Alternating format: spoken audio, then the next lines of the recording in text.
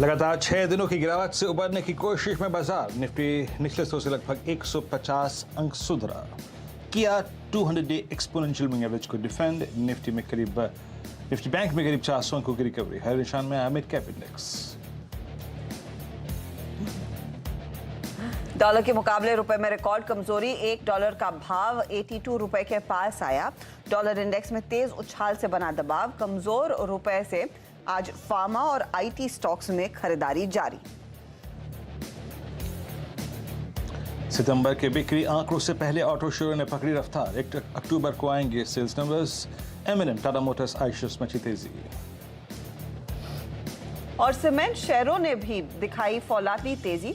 9% से ज्यादा वायदे का टॉप गेनर बना इंडिया सीमेंट। वहीं आज रैमको, अंबुजा और एसीसी जैसे स्टॉक्स में भी रौनक। सभी में 70% तक का रोल ओवर। फेस्टिव सीजन से एसबीआई कार्ड्स को बड़ी उम्मीद है। सीएनबीसी आवाज से खास बातचीत में बोले MD CEO. Credit card market share बढ़कर हुआ 25%। करने पर फोकस।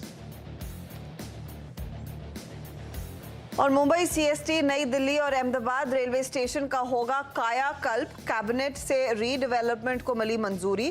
केंद्रीय कर्मचारियों का महंगाई भत्ता भी 4% बढ़ा। निजी एफएम चैनलों को भी नई शर्तों में मिली राहत। सूत्रों के हवाले से एक खबर।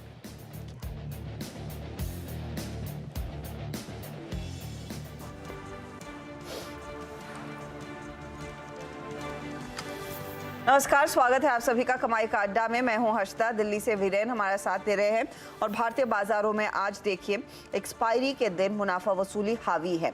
हालांकि डे लो से थोड़ा सा हाल सुधरा जरूर है। हम करीब 16,825 तक टूटे थे सुबह में। वहां से इंडेक्स अब आप गौर करेंगे तो 100 पॉइंट ऊपर डेफिनेटली ट्रेड कर रहा है। 120 पॉइंट ऊपर ट्रेड करता हुआ। निफ्टी बैंक का हाल देखिएगा आप। निफ्टी बैंक 37,825 तक आया तो 38,000 के नीचे तक के लेवल्स हमने दिखाए थे। आज 38,000 के ऊपर हम निकले हैं, लेकिन प्रेशर कायम है। हालांकि आप मिड कैप इंडेक्स देखेंगे तो स्थिति इतनी ज्यादा आपको बिगड़ी हुई नहीं दिखाई देगी। मिड कैप इंडेक्स अपने आप को संभाल रहा है। ज्यादा कुछ आतिशबाजी है नहीं, लेकिन 25 पॉइंट का मामूली सा इजाफा। इसीलिए एडवांस डिक्लाइन रेशियो इनफैक्ट 1:1 है। कल आपको याद होगा 1:9 का हाल हमने देखा था in the favour of declines. लेकिन आज स्थिति इतनी बिगड़ी हुई नहीं है। गिरने वाले शेयरों की संख्या बाय अ विस्कर थोड़ी सी ज्यादा है बढ़ने वालों की तुलना में। हालांकि आज प्रेशर बैंकिंग, काउंटर्स, तेल कंपनियां, मेटल स्टॉक्स की ओर से बनता हुआ जरूर दिखाई दिया है।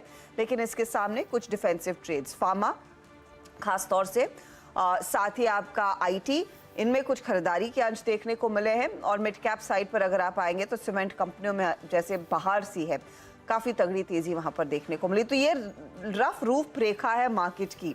लेकिन किन लेवल्स पर आज क्लोजिंग इंपॉर्टेंट है ये वीरू बताएंगे। वीरू, एक तो एक्सपायरी का दिन। एक्सपायरी के दिन हम धीरे धीरे करके और नीचे फिसल गए हैं।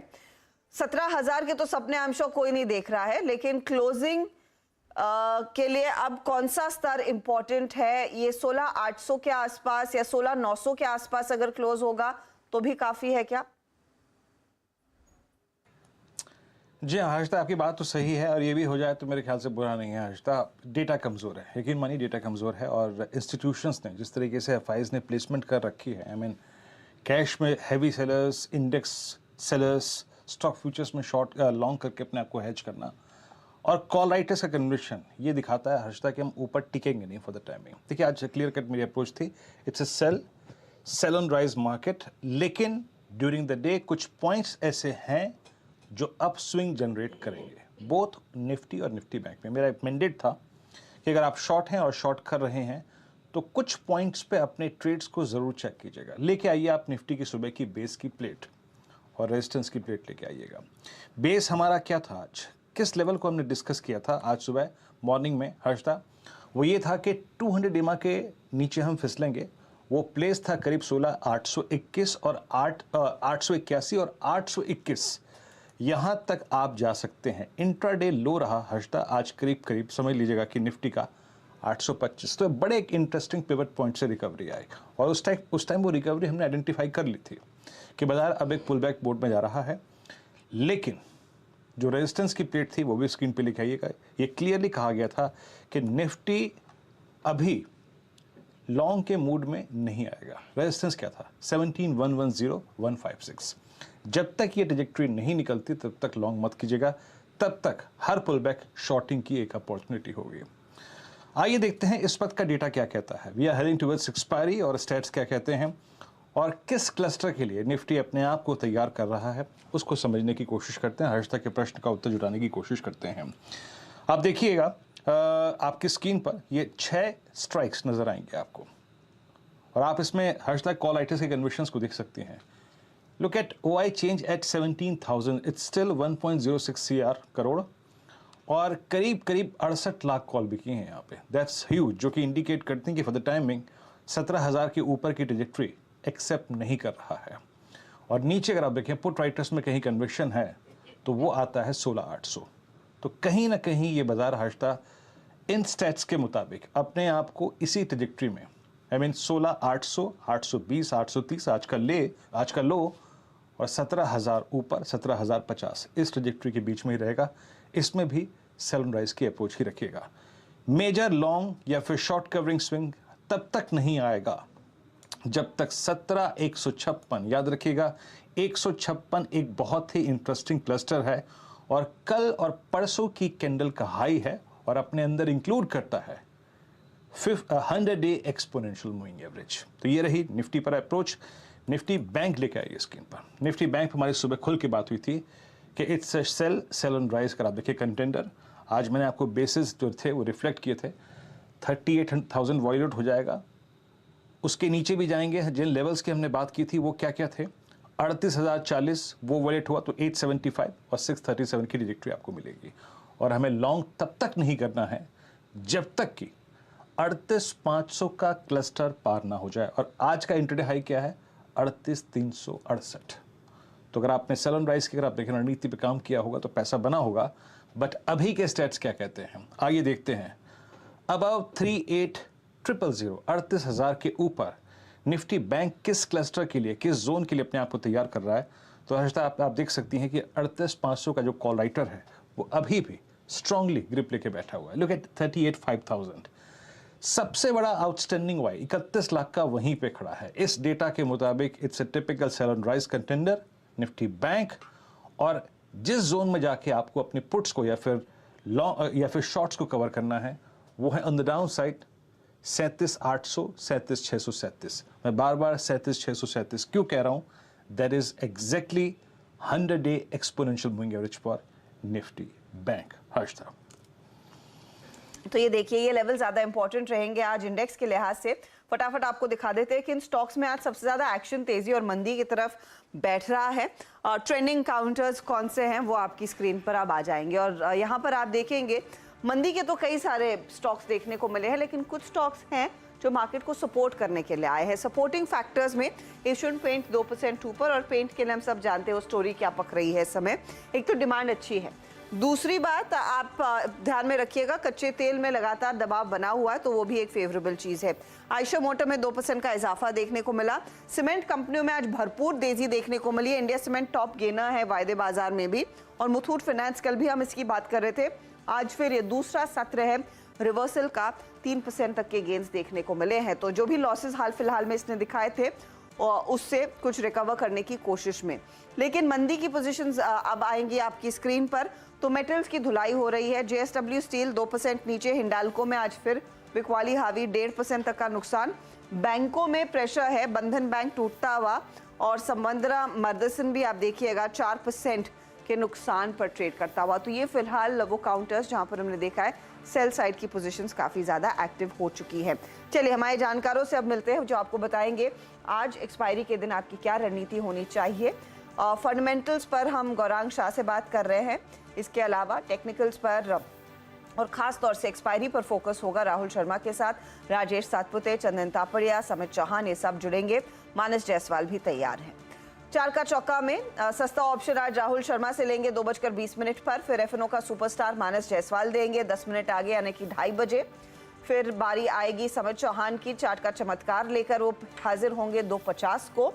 और मिड कैप फंडा गौरांग शाह भी देते नजर आएंगे। आज ऑफ कोर्स काफ़ी ज़्यादा एक्शन देखने को मिल रहा है। हम आपके लिए लेकर आएंगे Ayesha motor versus hero MotoCorp की भी तस्वीर, जहां पर आयशा एक तरफा तेजी में है लेकिन हीरो मोटोकॉर्प करेक्ट कर रहा है। तो वैल्यूएशंस कैसे हैं इन दोनों स्टॉक्स को अगर आप आमने सामने रखते हैं, उस पर डिटेल में बातचीत होगी। दीपन मेहता से भी करेंगे आज चर्चा, और ऑफ कोर्स यतिन जुड़ेंगे ये बताने के लिए कि निफ्टी में जो बड़े चेंजेस हो रहे हैं उसका क्या इम्पैक्ट देखने को मिल सकता है, और साथ ही साथ डीलिंग रूम का क्या हाल है, और हर रोज की तरह क्या चल रहा है पर एक खास चर्चा भी होने वाली है एक स्पेसिफिक सेक्टर पर। तो काफी ज्यादा एक्शन आज आपके लिए आएगा स्क्रीन पर। जी हाँ, शुरुआत करते हैं हर्षदा राहुल शर्मा जी से। राहुल जी नमस्कार, कार्यक्रम में स्वागत है आपका। और समहाउ अभी तक निफ्टी ने जो 17,000 के क्लस्टर है और जो 200 डे का जो एक्सपोनेंशियल मूविंग एवरेज है जो कि 16,880 के जोन में प्लेस्ड है, उसकी सैंटिटी को अगर आप देखें उसके जोन को मेंटेन रखा है। ऑल दो ज़्यादा पुट राइटर्स अब 16,500 पे खड़े हैं नेक्स्ट वीकली कॉन्ट्रैक्ट में और नेक्स्ट एक्सपायरी में। आपका व्यू राहुल जी निफ्टी पर क्या है? दिक्कत यह है कि अभी डाउ का कोई बेस नहीं है, बैंक निफ्टी आपका हवा में लग चुका है। ऐसे में आपकी अप्रोच इंडस्ट्रीज पे क्या है और क्या कर रहे हैं आप? कोई deep out of money put option या फिर एक स्ट्रॉन्ग रिवर्सल के मद्देनजर कोई कॉल ऑप्शंस आपने क्लाइंट्स को दिलवाई है? देखिए वीरेंद्र जी, थोड़ा यहाँ पर असमंजस जरूर है, बिकॉज जैसे आपने कहा डाउ की कोई बेस नहीं है, और मेरे हिसाब से यहाँ पर इंडिकेटर हमें बैंक निफ्टी देगा। देखिए बैंक निफ्टी में हमने काफी वीकनेस देखी और एक डबल बॉटम है बैंक निफ्टी का 37,950 का, और आज सुबह के सेशन में वो लेवल ब्रेक हुआ और जस्ट उसके ऊपर हम अभी ट्रेड कर रहे हैं।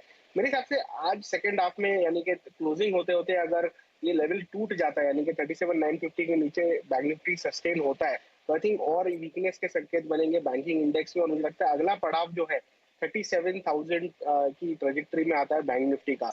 तो तकरीबन 900 साढ़े 900 पॉइंट की करेक्शन बैंक निफ्टी में और देखने को मिल सकती है।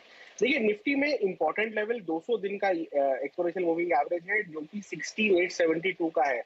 आई थिंक ये लेवल अगर डिफेंड कर जाता है तो निफ्टी के अंदर एक उम्मीद जरूर है बाउंस बैक आने की, और वो बाउंस बैक हमें तकरीबन 17,300 तक की रैली दिला सकता है। तो थोड़ा वेट एंड वॉच है। आई थिंक सबसे बड़ा ट्रिगर इंडिया विक्स रहेगा। इंडिया विक्स जब तक मेल्ट नहीं होता है, मेरे हिसाब से बाजार वोलेटिलिटी मार्केट में बनी रहेगी। आप स्ट्रिक्टली इंट्राडे ट्रेडर बन के रहे, पोजिशनल ट्रेड्स कैरी ना करें।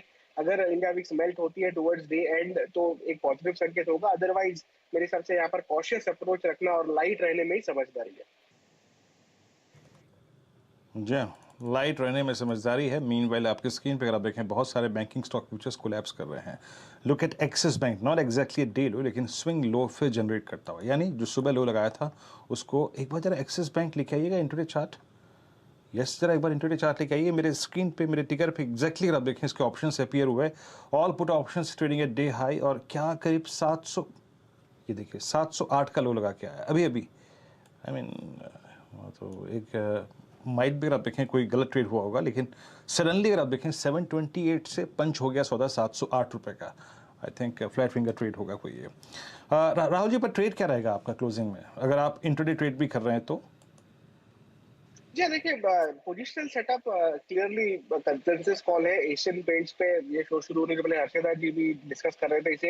देखिए एक ब्रेकआउट है एशियन पेंट्स में 3500 के ऊपर। हमें लगता है कि ये 3700 तक की तेजी आपको नेक्स्ट 3 से 4 सेशन में दिखा सकता है। इसे बाय करके चलिए। मेरे हिसाब से लाइक ओवरऑल फंडामेंटली तो यहाँ पर माहौल बढ़िया ही है, क्योंकि ऑयल भी करेक्ट हो रहा है, लेकिन टेक्निकली भी बहुत ही बढ़िया ब्रेकआउट है यहाँ पर जो अच्छा मोमेंटम कैच करा सकता है। तो इसे बाय करके चलिए। 3450 का स्टॉप लॉस रहेगा, तकरीबन 100 रुपए की डाउन साइड, और मुझे लगता है कि 3700 3750 तक के लेवल्स आपको एशियन पेंट्स में आने वाले 3 से 4 सेशन में देखने को मिल सकते हैं।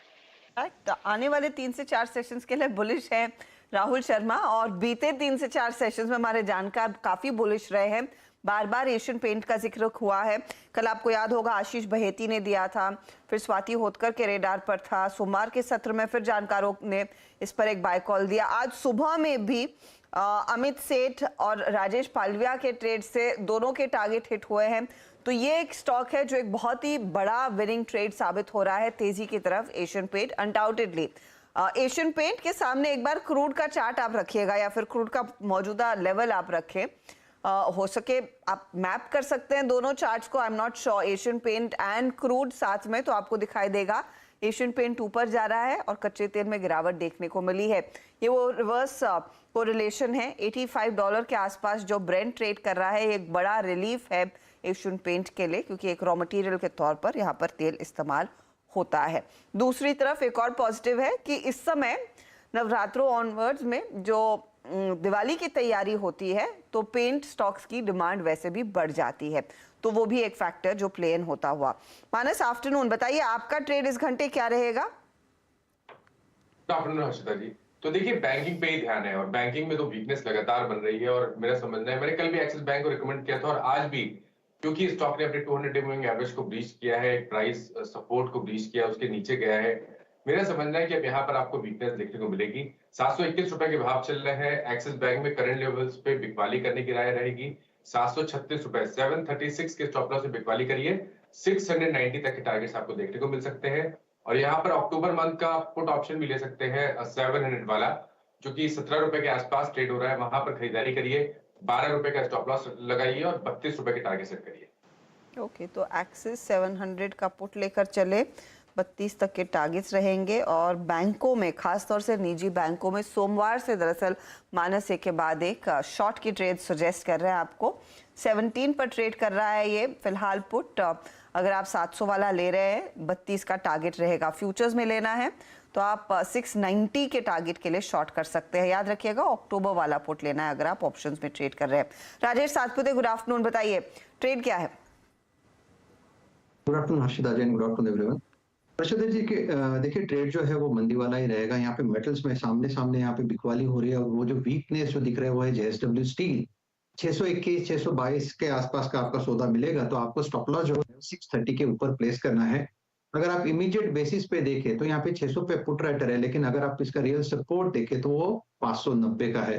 तो मेरे हिसाब से JSW still you can sell with stop loss about 630। First target 600 होगा, लेकिन 590 इसका सेकंड टारगेट होगा। तो ये एक जोन है जहां पे आपको शॉर्ट कवर करना है।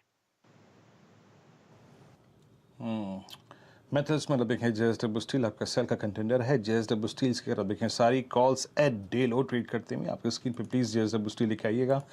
यस, आज सुबह डिस्कशन हुआ था इस स्टॉक पे डेडिकेटेड, करीब 200 डेमा की ट्रैजेक्टरी को इसने लास्ट सेशन में वॉलेट कर दिया था, उसके नीचे क्लोज था और जाता हुआ नीचे की तरफ है स्टॉक का।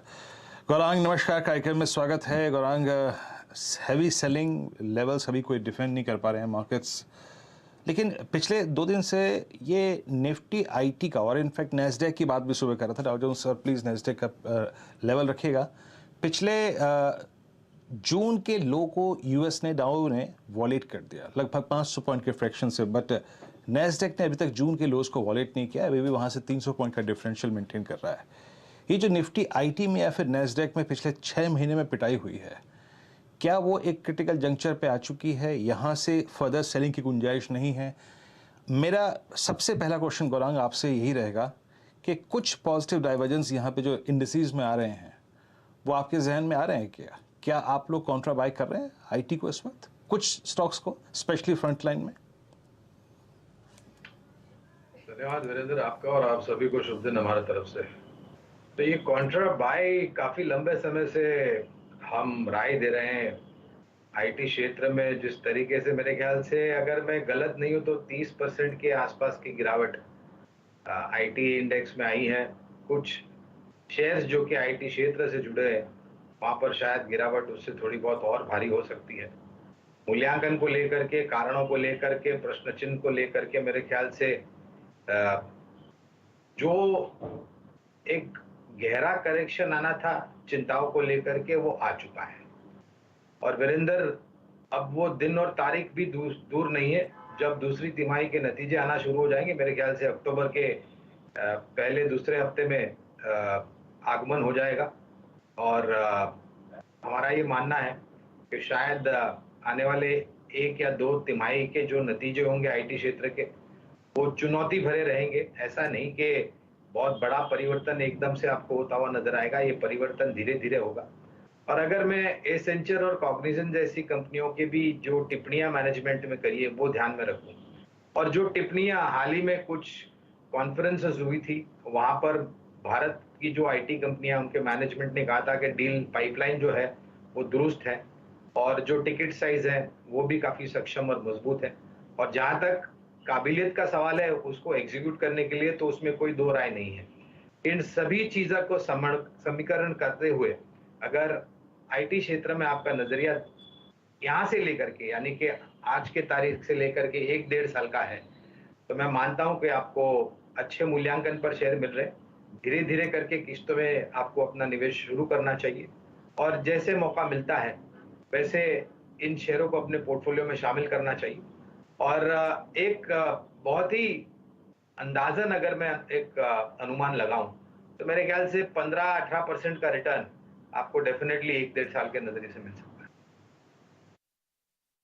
जी हाँ, निफ्टी आईटी लेके आई है स्क्रीन पे। इनफैक्ट गौरांग ने जो अपने आपको तर्क दिया उसको थोड़ा चाटी के लिए अगर आप देखें मेहमान से लेके बात करते हैं। याद रखिएगा ये आईटी का ड्रीम रन शुरू हुआ था I mean post covid, I think March April May June July में अगर आप देखें CY20 में।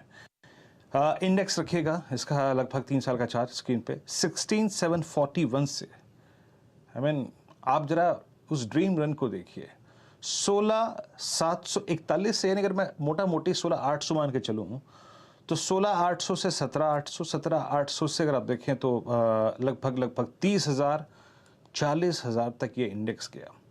और जानते हैं ये जो बीते 3 महीने में 4 महीने में रिट्रेसमेंट हुआ है ये कहाँ तक हुआ है। वो जो फर्स्ट लेग ऑफ रन था अगर आप देखें जुलाई 2020 से लेकर दिसंबर 2021 का, उसमें ये अटका था और टाइम स्पेंड किया था एग्जैक्टली 25,850 से लेकर 27,230 की ट्रेजेक्ट्री में। यानी वो पहला ऐसा लेवल था जहां पे निफ्टी आईटी रुका था। राहुल जी, आपको इस प्राइस में कुछ स्टेबिलिटी नजर आ रही है क्या? ऑल दो ब्रेकडाउन लेवल भी नजदीक है, बट हम ब्रेकडाउन लेवल के बेहद नजदीक थोड़ा सा पॉजिटिव डाइवर्जेंस क्रिएट कर रहे हैं। ये पॉजिटिव डाइवर्जेंस नैस्डैक में विजिबल है, निफ्टी आईटी में विजिबल है। बीते 10 दिन की गिरावट में निफ्टी आईटी ने पार्टिसिपेट नहीं किया। आपका व्यू और क्लाइंट्स को क्या सजेशन दी है आप लोगों ने, और आपके अगर ऐसे ही व्यूज हैं तो निफ्टी में आईटी में अच्छा क्या लग रहा है आपको? जी देखिए, आईटी इंडेक्स जो है डेफिनेटली आपने बखूबी रीड किया है कि यहाँ पर एक डबल बॉटम जैसा स्ट्रक्चर बनाकर रिवर्सल देने को मेरे हिसाब से तैयार है, और खास करके लास्ट जो 4-5 दिन के सेशन का कंसोलिडेशन है उसके ऊपर आज ये इंडेक्स निकला है। तो क्लियरली जो इंडेक्स हैवी वेट्स है जैसे इन्फोसिस, टीसीएस, इनमें सेटअप काफी प्रॉमिसिंग लगता है। आई थिंक जो सबसे बेहतरीन पिकअप सेटअप है वो यहाँ पर टीसीएस में दिखाई देता है, क्योंकि टीसीएस ने एक यहाँ पर क्लियरली डाइवर्जेंस बना के आरएसआई के ऊपर और आज रिवर्सल दिया है। मेरे हिसाब से 3200 रुपए तक की अपसाइड आपको टीसीएस में देखने को मिल सकती है। डेली चार्ट्स पर एक गैप जरूर है जो तकरीबन 3225 के आसपास फिल होता है, तो आई थिंक वहां तक के लिए बायस पॉजिटिव है। As an investor I think यहाँ पर बाय करने की राय रहेगी, बाय एंड होल्ड कीजिए। हमें लगता है कि यहाँ से एक अच्छा रिवर्सल ट्रेड आपको यहाँ पर मिल सकता है, तो इसे 2,950 के स्टॉप लॉस से बाय करने की राय रहेगी। 3225 का टारगेट रहेगा टीसीएस।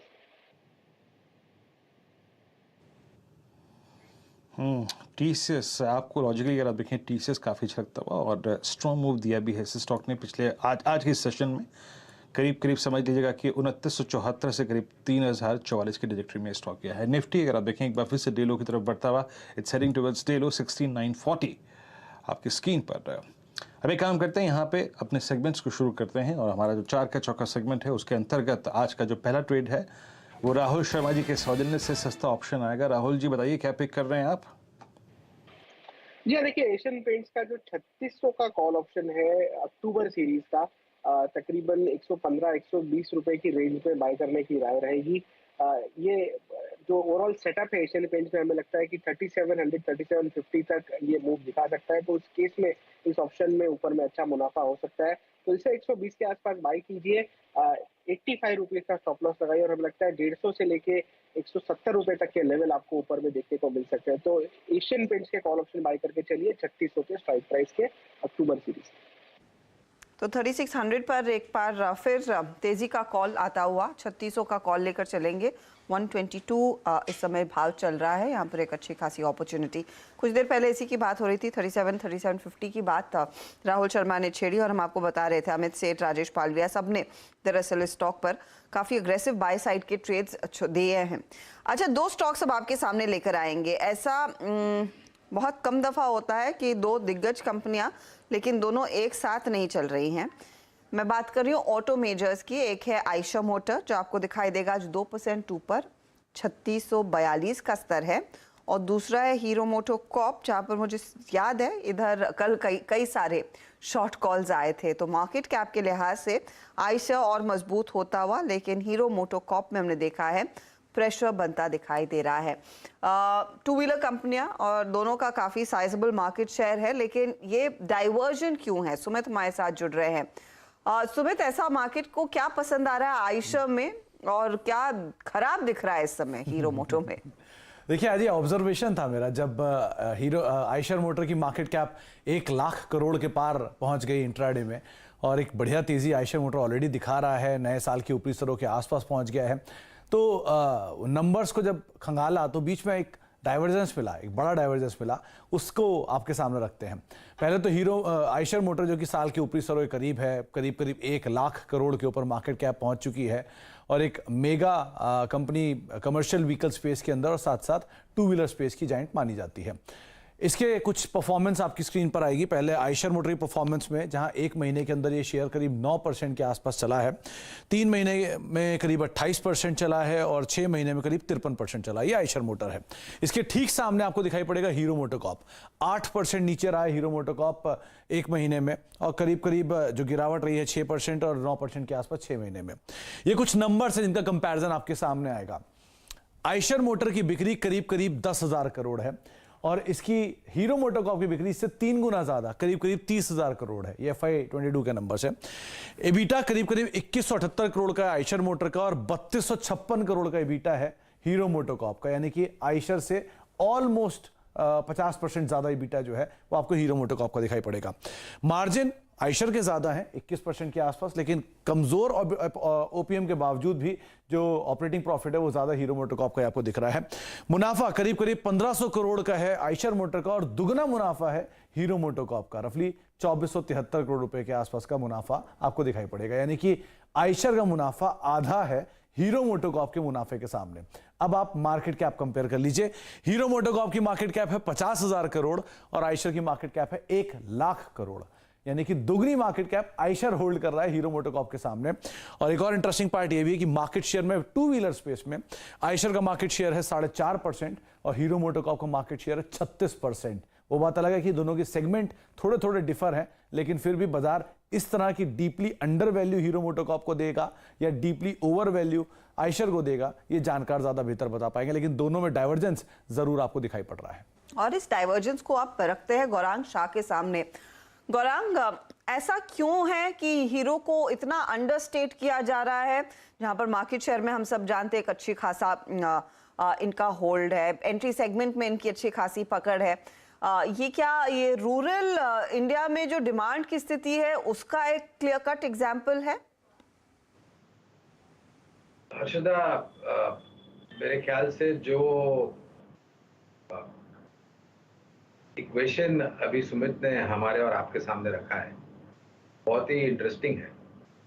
पहली बात तो कुछ खबरों को लेकर के हीरो मोटोकॉर्प पर कुछ नकारात्मक परिस्थिति बनी थी, लेकिन अब वो इतिहास हो चुका है।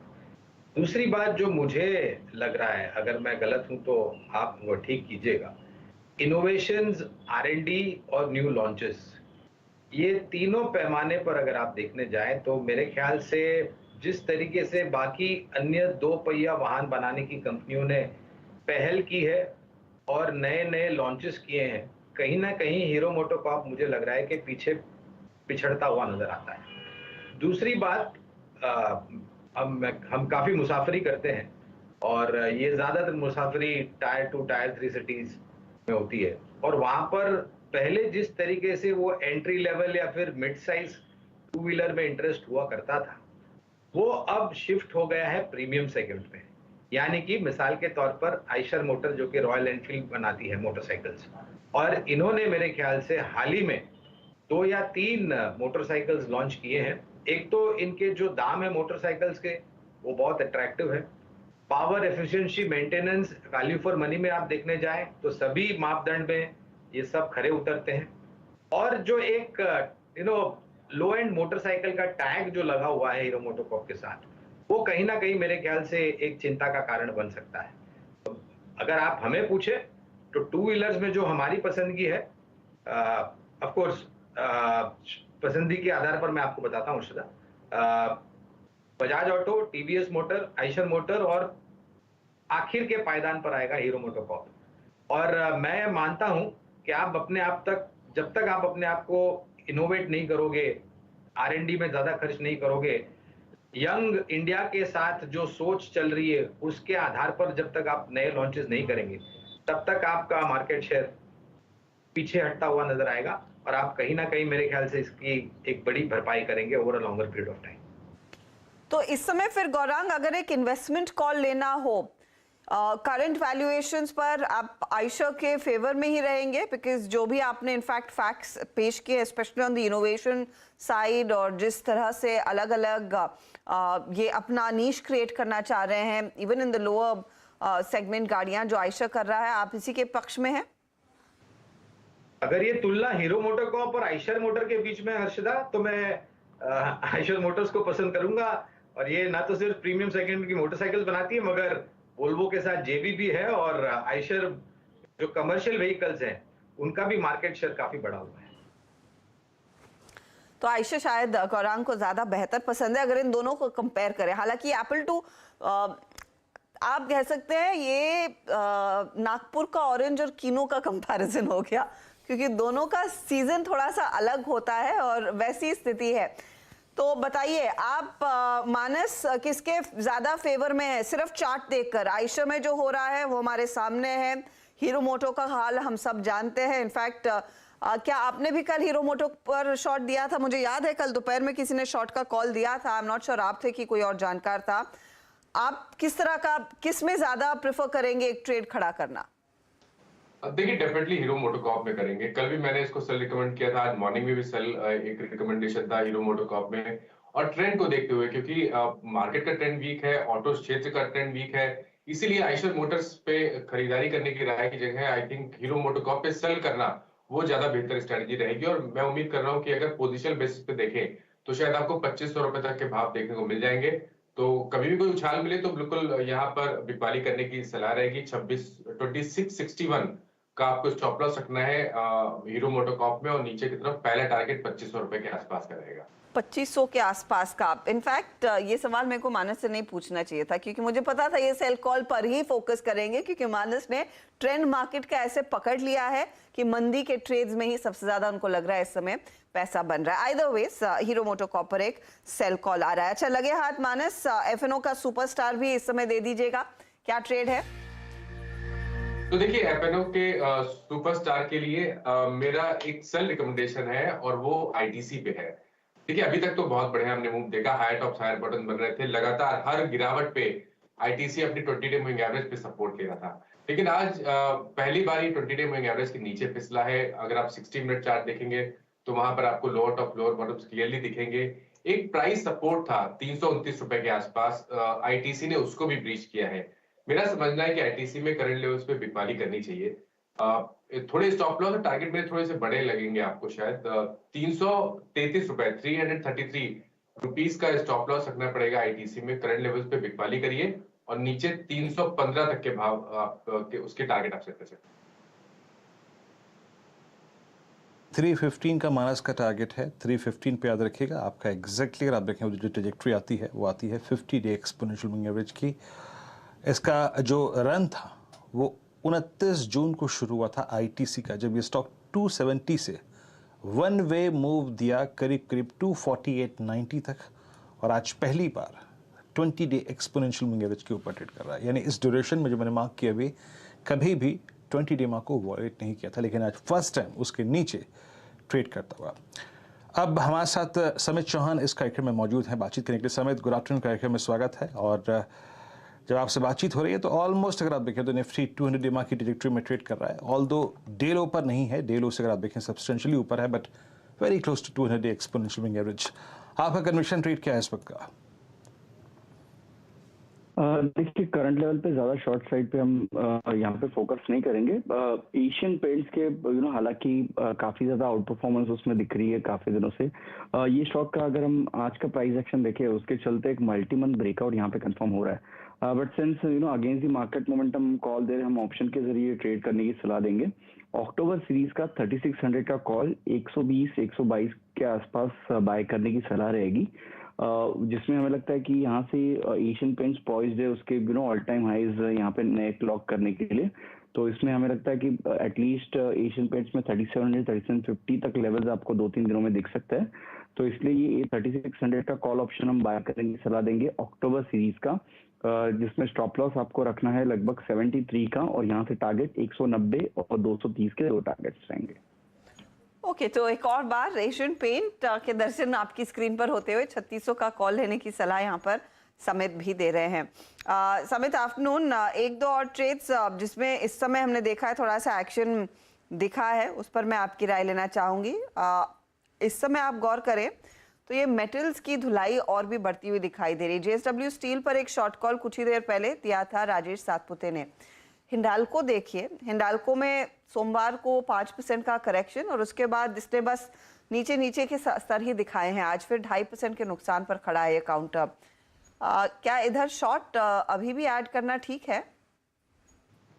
देखिए अर्षदा, फ्रेश शॉर्ट्स यहाँ पे क्रिएट करना थोड़ा डिफिकल्ट है, क्योंकि आपको रिस्क रिवॉर्ड किसी भी आपको मेटल स्टॉक्स में यहाँ पे अच्छे खासे नहीं दिखेंगे, क्योंकि ये हाई बीटा स्पेस है। अगर थोड़ी भी अगर रिकवरी कभी भी आती है ओवरनाइट ग्लोबल मार्केट्स में, तो आपको इनमें आपको गैप अप्स होते हुए दिखेंगे, तो वहाँ पे आपको कहीं ना कहीं एक शॉर्ट ट्रैप होगा। तो यस, मोमेंटम नीचे की तरफ है, यहाँ पे लॉन्ग मत कीजिए, बट एटलीस्ट यहाँ पे शॉर्ट करने की तो सलाह नहीं होगी।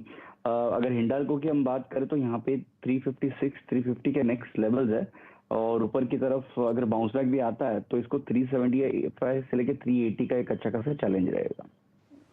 तो थोड़ा सा रिस्क बढ़ रहा है यहाँ पर करंट लेवल्स पे शॉर्ट करने से पहले। अच्छा, इतने सारे शॉर्ट आइडियाज के बीच एक दो पॉकेट्स है जहां पर मजबूती है। टेक्नोलॉजी की हम बात कर रहे थे, लेकिन सीमेंट कंपनी आपके रेडार पर लेकर आते हैं। सीमेंट पे बहुत ही इंटरेस्टिंग मूव देखने को मिल रहा है। एक तो इंडिया सीमेंट टॉप ट्रेड्स में शामिल है, इसके अलावा आप देखिए रैमको, सागर सीमेंट, ये मिड कैप वाले ट्रेड्स है। अब आप आइए वो वायदे वाले ट्रेड्स पर, तो ओपन इंटरेस्ट एडिशन तो हुआ है, लेकिन रोल ओवर के आंकड़े देखिए। रैमको सीमेंट 3% ऊपर, 72% का रोल ओवर है। अंबुजा सीमेंट में भी अगर आप ध्यान देंगे, ये हल्की सी बढ़त पर कारोबार करता हुआ स्टॉक अंबुजा का 73% तक का रोल ओवर। ग्रासिम, जिसने लार्जली पार्टिसिपेट नहीं किया है सीमेंट के हाल फिलहाल के मूव में, उसमें भी 72 से 73% तक का रोल ओवर। तो इस सेक्टर में हम देख रहे हैं अच्छी खासी तेजी की पोजीशंस लोगों ने की है कैरी। राजेश सातपुते, टेक्निकली बताइए कोई एक ट्रेड इन तीन चार स्टॉक्स में से सीमेंट्स में जहां पर अभी भी नई पोजीशंस खड़ी की जा सकती है, जो अक्टूबर में शायद और गेन्स दिखा सकते हैं? अर्षदा जी, इन दैट केस मुझे लगता है फिर जो ध्यान होना चाहिए वो रहेगा अंबुजा सीमेंट्स पे, लेकिन not at this level. I would like to wait a bit. मेरे हिसाब से ये थोड़ा और करेक्ट होगा। 460 470 वो लेवल होगा, तो इस भाव पे तो फिलहाल तो मेरे हिसाब से बात बनेगी नहीं, क्योंकि जिस तरह से रैली हुई है, ये रैली को ये रिट्रेस करा है। ओवरऑल पैक अच्छा है, टेक्निकली वीकली चार्ट सबसे बढ़िया है, लेकिन अगर आप डेली चार्ट पे चले जाते हो तो मुझे लगता है यहाँ पे और पेन थोड़ा बाकी है। So I think it's better you wait for it depth, जहाँ पे आपको थोड़ा सेटल मिले, वहां पे सीमेंट सेक्टर फिर से हम लॉन्ग करेंगे। स्ट्रक्चरली मुझे लगता है अर्षदा जी यहाँ पे थोड़ा वीकनेस ग्रासिम में है और अल्ट्राटेक में है। अंबुजा सीमेंट्स, अल्ट्राटेक सीमेंट पे डेडिकेटेड डिस्कशन सुना आपने। निफ्टी फिर 16907 पे और bank Nifty 37988, clearly heading towards it's 100 exponential moving average, जो कि प्लेस्ड है 37637। कॉल राइटर जितना कन्विक्शन के साथ 38500 पे खड़ा हुआ था, इवन 38000 पे खड़ा था, बाकी हायर लेवल्स पे सस्टेन करना बैंक निफ्टी का काफ़ी मुश्किल लग रहा था। अब जरा एक और पॉकेट को छेड़ते हैं जहाँ पे वीकनेस बढ़ी है, और आज आप सुर्खियों में जब हम बात कर रहे थे, आई मीन सुबह सुबह हेडलाइंस में DLF शॉर्ट कॉल थी, गोदरेज प्रॉपर्टीज़ आपकी स्क्रीन पे लेके आइए। ये इस दौर का सबसे डिजास्ट्रस रियल स्टेट स्टॉक रहा, ऑल्दो आज थोड़ा सा ऊपर है, बट लगभग अपने हायर लेवल से 1300 रुपये रिट्रेस हो चुका है। यहीं पर लगे हाथ जरा आप HDFC को लेके आइए।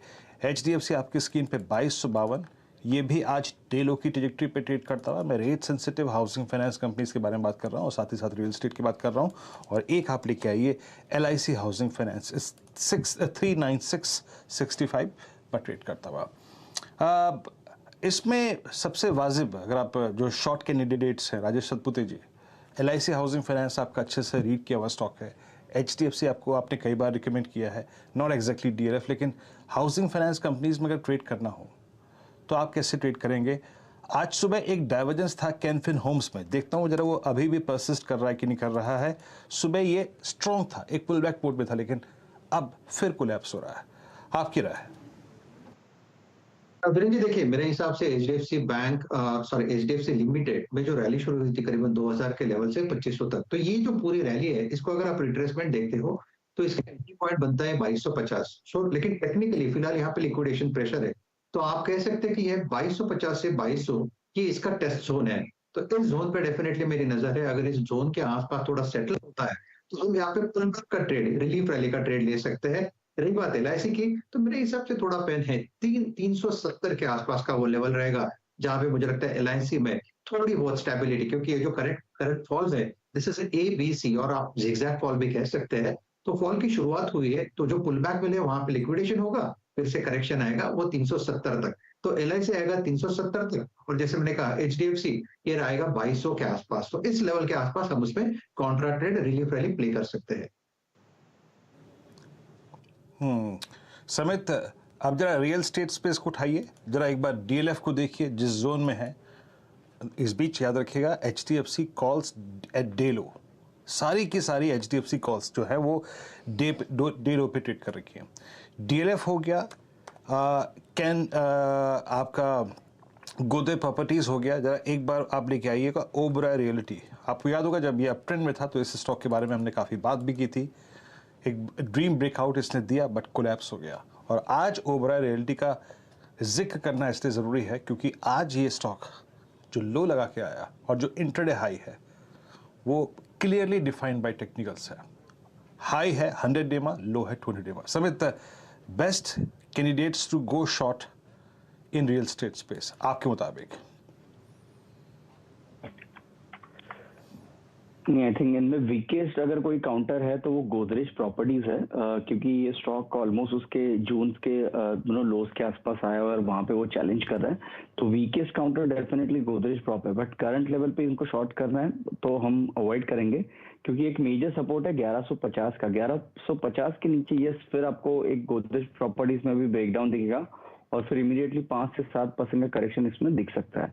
बट अभी इसके एक अगर मल्टी मंथ सपोर्ट के आसपास ट्रेड हो रहा है, तो इसलिए हम करंट लेवल पे रियल्टी स्पेस में तो हम शॉर्ट नहीं करेंगे। इनफैक्ट DLF और ओबेरॉय रियल्टी ये अच्छे खासे लेवल पे है। अगर किसी को एक्यूमुलेट करना है थोड़ा लंबे नजरिए से, तो इनफैक्ट ये अच्छे प्लेस पे जहाँ पे आप एक्यूमुलेट करना स्टार्ट कर सकते हैं। जी, चलिए अब थोड़ा सा यहाँ से हटते हैं और किसी और स्पेस के बारे में बात करते हैं। और ज़रा एक बार आप पूरे के पूरे टेक्सटाइल स्पेस को दिखाइए और यहाँ पे क्या चल रहा है, सुबुहाट क्या है। तो देखिए स्टॉक्स अभी भी मिडवे में है और थोड़ा सा अगर आप देखें, मैं कहूँगा कि स्टॉक्स लाइक अरविंद आज 200 डिमा पे ट्रेड करते हुए। लेट्स ब्रिंग रेमंड्स भी अगर आप देखें तो कोई बहुत ही एक डिसाइसिव ट्रेजेक्ट्री में नहीं है, थोड़ा कोलैप्सिंग मोड में ही रहा है पिछले कुछ सेशन में। लेकिन इस स्पेस में चल क्या रहा है, एक बार रेमंड्स का चार्ट भी रखिएगा स्क्रीन पे। थोड़ा दीपाली से बात करते हैं, बात करने के लिए हमारे साथ मौजूद हैं। रेमंड्स आज 50 डे एक्सपोनेंशियल एवरेज पे है। वेल्सपन इंडिया ग्रीन मार्क में है। हेमंत सिंह का सीधे अगर आप देखें करीब 2 रुपये ऊपर 95.30 के स्तर पे। आदित्य बिरला फैशन ये भी ग्रीन मार्क में है। सिर्फ अगर आप देखें रेमंड्स थोड़ा सा बैकफुट पे रहा है। लेकिन याद रखिएगा पहले भी, आज से 6 महीने पहले और करीब 9 महीने पहले जब हम बात करते थे, तो इस पूरे स्पेस के लिए जो कॉटन प्राइसेस था वो एक सबसे बड़ी सरदर्दी था। अब कॉटन की ट्रैजेक्टरी क्या है, पूरे के पूरे टेक्सटाइल स्पेस में चल क्या रहा है, उस पर बात करते हैं दीपाली से। दीपाली, क्या चल रहा है और एग्जैक्टली ये जो कॉटन प्राइसेस है इसकी डायरेक्शन क्या नज़र आ रही है? आप कमोडिटीज़ पर आप देखिए खासा ध्यान देती हैं, एग्जैक्टली किस ट्रजेक्टरी में जा रहे हैं? वीरेन, अगर आप कॉटन प्राइसेस को देखेंगे तो इस साल हमने $158 तक के लेवल्स प्रति बैरल्स आते हुए देखे थे इंटरनेशनल मार्केट्स में। घरेलू बाजार में भी 50,000 के ऊपर भाव गया था। अगर आप अगस्त की बात करें, पिछले 2 महीने की खासतौर से मैं बात इसलिए करी क्योंकि अगस्त में हमने 17% का इंक्रीज कॉटन के प्राइसेस में महज एक महीने में आते हुए देखा था, जो कि पिछले 12 साल का रिकॉर्ड था। लेकिन अब यहां पर वापस प्रेशर बन रहा है और सितंबर में अब तक जो प्राइसेस हैं वो 21% नीचे आ चुके हैं। इस साल की शुरुआत से लेकर अब तक 43% नीचे कॉटन के प्राइसेस आ चुके हैं और ये जो पूरी डेवलपमेंट हुई है ये मेजरली सितंबर मंथ में आती हुई दिखाई दी है। तो अब कॉटन प्राइसेस की ट्रेजेक्टरी की बात करें तो जो रिवर्सल देखने को मिल रहा है उसके पीछे 3-4 कारण हैं। Global recession, aggressive rate hike, demand impact, ये मेजर फैक्टर्स हैं जिसकी वजह से अब प्राइसेस वापस हल्के हो रहे हैं। प्राइसेस बहुत ओवरशूट हो गए थे और उसका इंपैक्ट इंडियन टेक्सटाइल इंडस्ट्री पर भी काफी पड़ा था। मैं आपको बता दूं, अगर हम भारत की बात करें तो गुजरात, महाराष्ट्र, आंध्र प्रदेश, तमिलनाडु, ये वो स्टेट्स हैं जहां पर काफी सारी टेक्सटाइल मिल्स हैं और महंगे कॉटन की वजह से इनको या तो अपना प्रोडक्शन सीज करना पड़ा था या बहुत ही कम प्रोडक्शन ये कंपनियां कर रही थी क्योंकि मार्जिन इनके बहुत मेजरली हिट हो रहे थे। अगर आप हाल फिलहाल के ब्रोकर हाउसेस के रिपोर्ट्स देखेंगे तो उन्होंने भी इन स्टॉक्स के टारगेट्स घटाए थे कंसीडरिंग कि कॉटन प्राइसेस सोर कर रहे हैं। लेकिन अब इन कंपनीज के लिए रिलीफ आया है और इंडियन कंपनीज के लिए अच्छी बात यह है कि जो $158 के हाई से इस साल के अब जो कॉटन का प्राइस है वो $90 के आसपास आ चुका है। ग्लोबल डिमांड को लेकर चिंता है, इसीलिए एक्सपेक्टेशंस है कि प्राइसेस और हल्के होंगे। एक और ट्रिगर है कि प्राइसेस यहां से नीचे क्यों जा सकते हैं। अगर आप करंट सीजन की बात करें तो डोमेस्टिक और ओवरसीज दोनों मार्केट्स में जो कॉटन प्रोडक्शन थी वो पिछले साल के मुकाबले 15% कम रही थी, लेकिन आगे का जो आउटलुक है वो काफी ब्राइट है। 20% तक फसल ज्यादा रह सकती है। तो एक तरफ डिमांड कम, दूसरी तरफ सप्लाई ज्यादा, जिसके कारण प्राइसेस कम हो सकते हैं। इसीलिए इंडियन कंपनीज के लिए अब 2 बेहतर चीजें हैं। एक तरफ तो कॉटन के प्राइसेस कम होंगे, कॉटन का इस्तेमाल काफी जगह होता है, ना ही सिर्फ अपैरल्स में बल्कि होम फर्निशिंग में भी काफी यूज होता है। दूसरी तरफ अब जो फेस्टिव सीजन है उसको लेकर भी होप्स काफी हाई हो गई है। तो एक तरफ डिमांड इंक्रीज, दूसरी तरफ इनकी जो कॉस्ट है वो कम होगी और यही फैक्टर है जो ट्रिगर कर रहे हैं इन तमाम स्टॉक्स को। तो स्टॉक्स में इनफैक्ट एक पॉजिटिव टिक्स देखने को मिल सकते हैं क्योंकि डिमांड क्लियरली यहाँ पर कॉटन के प्राइसेस क्लियरली इसमें करेक्शन देखने को मिला है और वो एक ड्राइविंग फैक्टर रह सकता है। थोड़ा सा मिक्स्ड बैग है इस ट्रेड में, लेकिन हिम्मत सिंह का सीट जैसा स्टॉक जहां पर आज तेजी, आज के ट्रेड दिखाइएगा प्लीज डायरेक्टर साहब, जहां पर तेजी की पोजीशंस थोड़ी बहुत आई है, कुछ मोमेंटम इन स्टॉक्स में देखने को मिला है। गौरांग, ये टेक्सटाइल प्ले पर आपका क्या अप्रोच रहेगा? हाल फिलहाल में हम एसपी अपैरल से बात कर रहे थे, उन्होंने कहा कि ग्लोबल मार्केट में थोड़ी सी जो मंदी है यूरोप से वो जो डिलीवरीज हैं उसकी डिले करने की क्लाइंट्स मांग कर रहे हैं, लेकिन अब तक इतना ज्यादा हिट आया नहीं है। हिम्मत सिंह का सीट में हमने देखा यही स्थिति उभर कर आ रही है। आपकी अप्रोच क्या रहेगी इस पूरे पैक में? तो अर्शिदा, अभी जैसे दीपाली जी बता रही थी, हमारा भी अनुमान यह है कि जो सरकार ने नीतियां बनाई हैं उसको लेकर के भी मेरे ख्याल से टेक्सटाइल क्षेत्र को एक बहुत बड़ा परिवर्तन आता हुआ दिखेगा। और एक समय था अर्शिदा जब हिंदुस्तान इस क्षेत्र को लेकर के काफी जाना और माना जाता था। हमारी जो पसंद है इस टेक्सटाइल क्षेत्र को लेकर के तो वो रेमंड्स है, वर्धमान है, जो हमारी बुनियादी तर्क के आधार पर खरीदारी की सूची में है। लेकिन ये जो हम धीमापन देख रहे हैं अर्शदा, आने वाले 3-6 महीने में इसका असर ऑर्डर बुक को लेकर के या कैंसलेशंस को लेकर के क्या आता है, इस पर नजर बनाए रख जरूरी होगा, क्योंकि ये आखिरकार अगर ऑर्डर कैंसिल होते हैं या फिर डिले होते हैं तो इनके जो नतीजे और आमदनी है उसके ऊपर असर पड़ सकता है। टेक्सटाइल में दिक्कत यही है कि कॉटन प्राइसेस एक तरफ नरम हो जाए वो एक पॉजिटिव है, लेकिन इनका जो एक्सपोर्ट मार्केट है वो दरअसल कुछ इम्पैक्ट खा सकता है ग्लोबल चिंता और ग्लोबल क्राइसिस की वजह से। अच्छा, ग्लोबल की बात हो रही है तो एक बार आपके लिए लेकर आते हैं डाउ फ्यूचर्स का हाल। दरअसल शो से पहले जब हम तैयारी कर रहे थे तब डाउ फ्यूचर्स 141 पॉइंट नीचे था, अब जो इशारा है वो 190 अंकों की गिरावट। नैस्डैक तब 100 पॉइंट नीचे था, 140 पॉइंट नीचे। S&P तो वैसे भी कमजोर चल ही रहा है, तो ये कमजोरी बढ़ती हुई और कमजोरी इसी के साथ साथ भारतीय बाजार में भी थोड़ी सी और मैग्नीफाई हो गई है।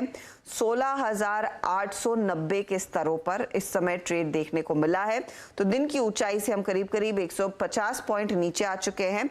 याद रखिएगा 825 आज का लो है, उसको होल्ड करना जरूरी है वरना स्थिति बिगड़ सकती है।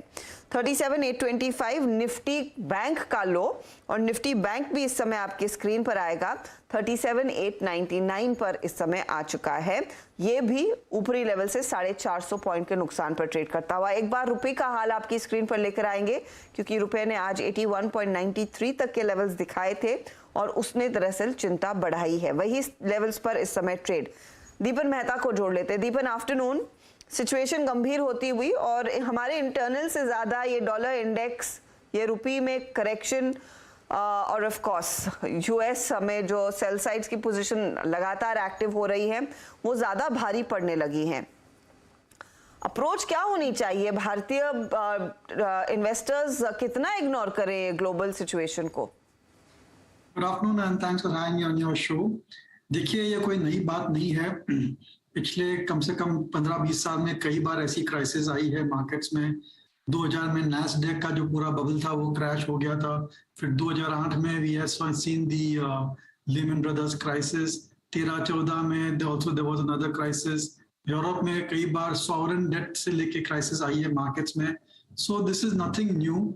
आई थिंक इन्वेस्टर्स जो पिछले कुछ सालों से इन्वेस्ट कर रहे हैं, they have to take it in their stride that global markets में जब भी कुछ भी ऐसे खराब समाचार आएंगे और there will be some crisis over there, our markets will definitely get impacted.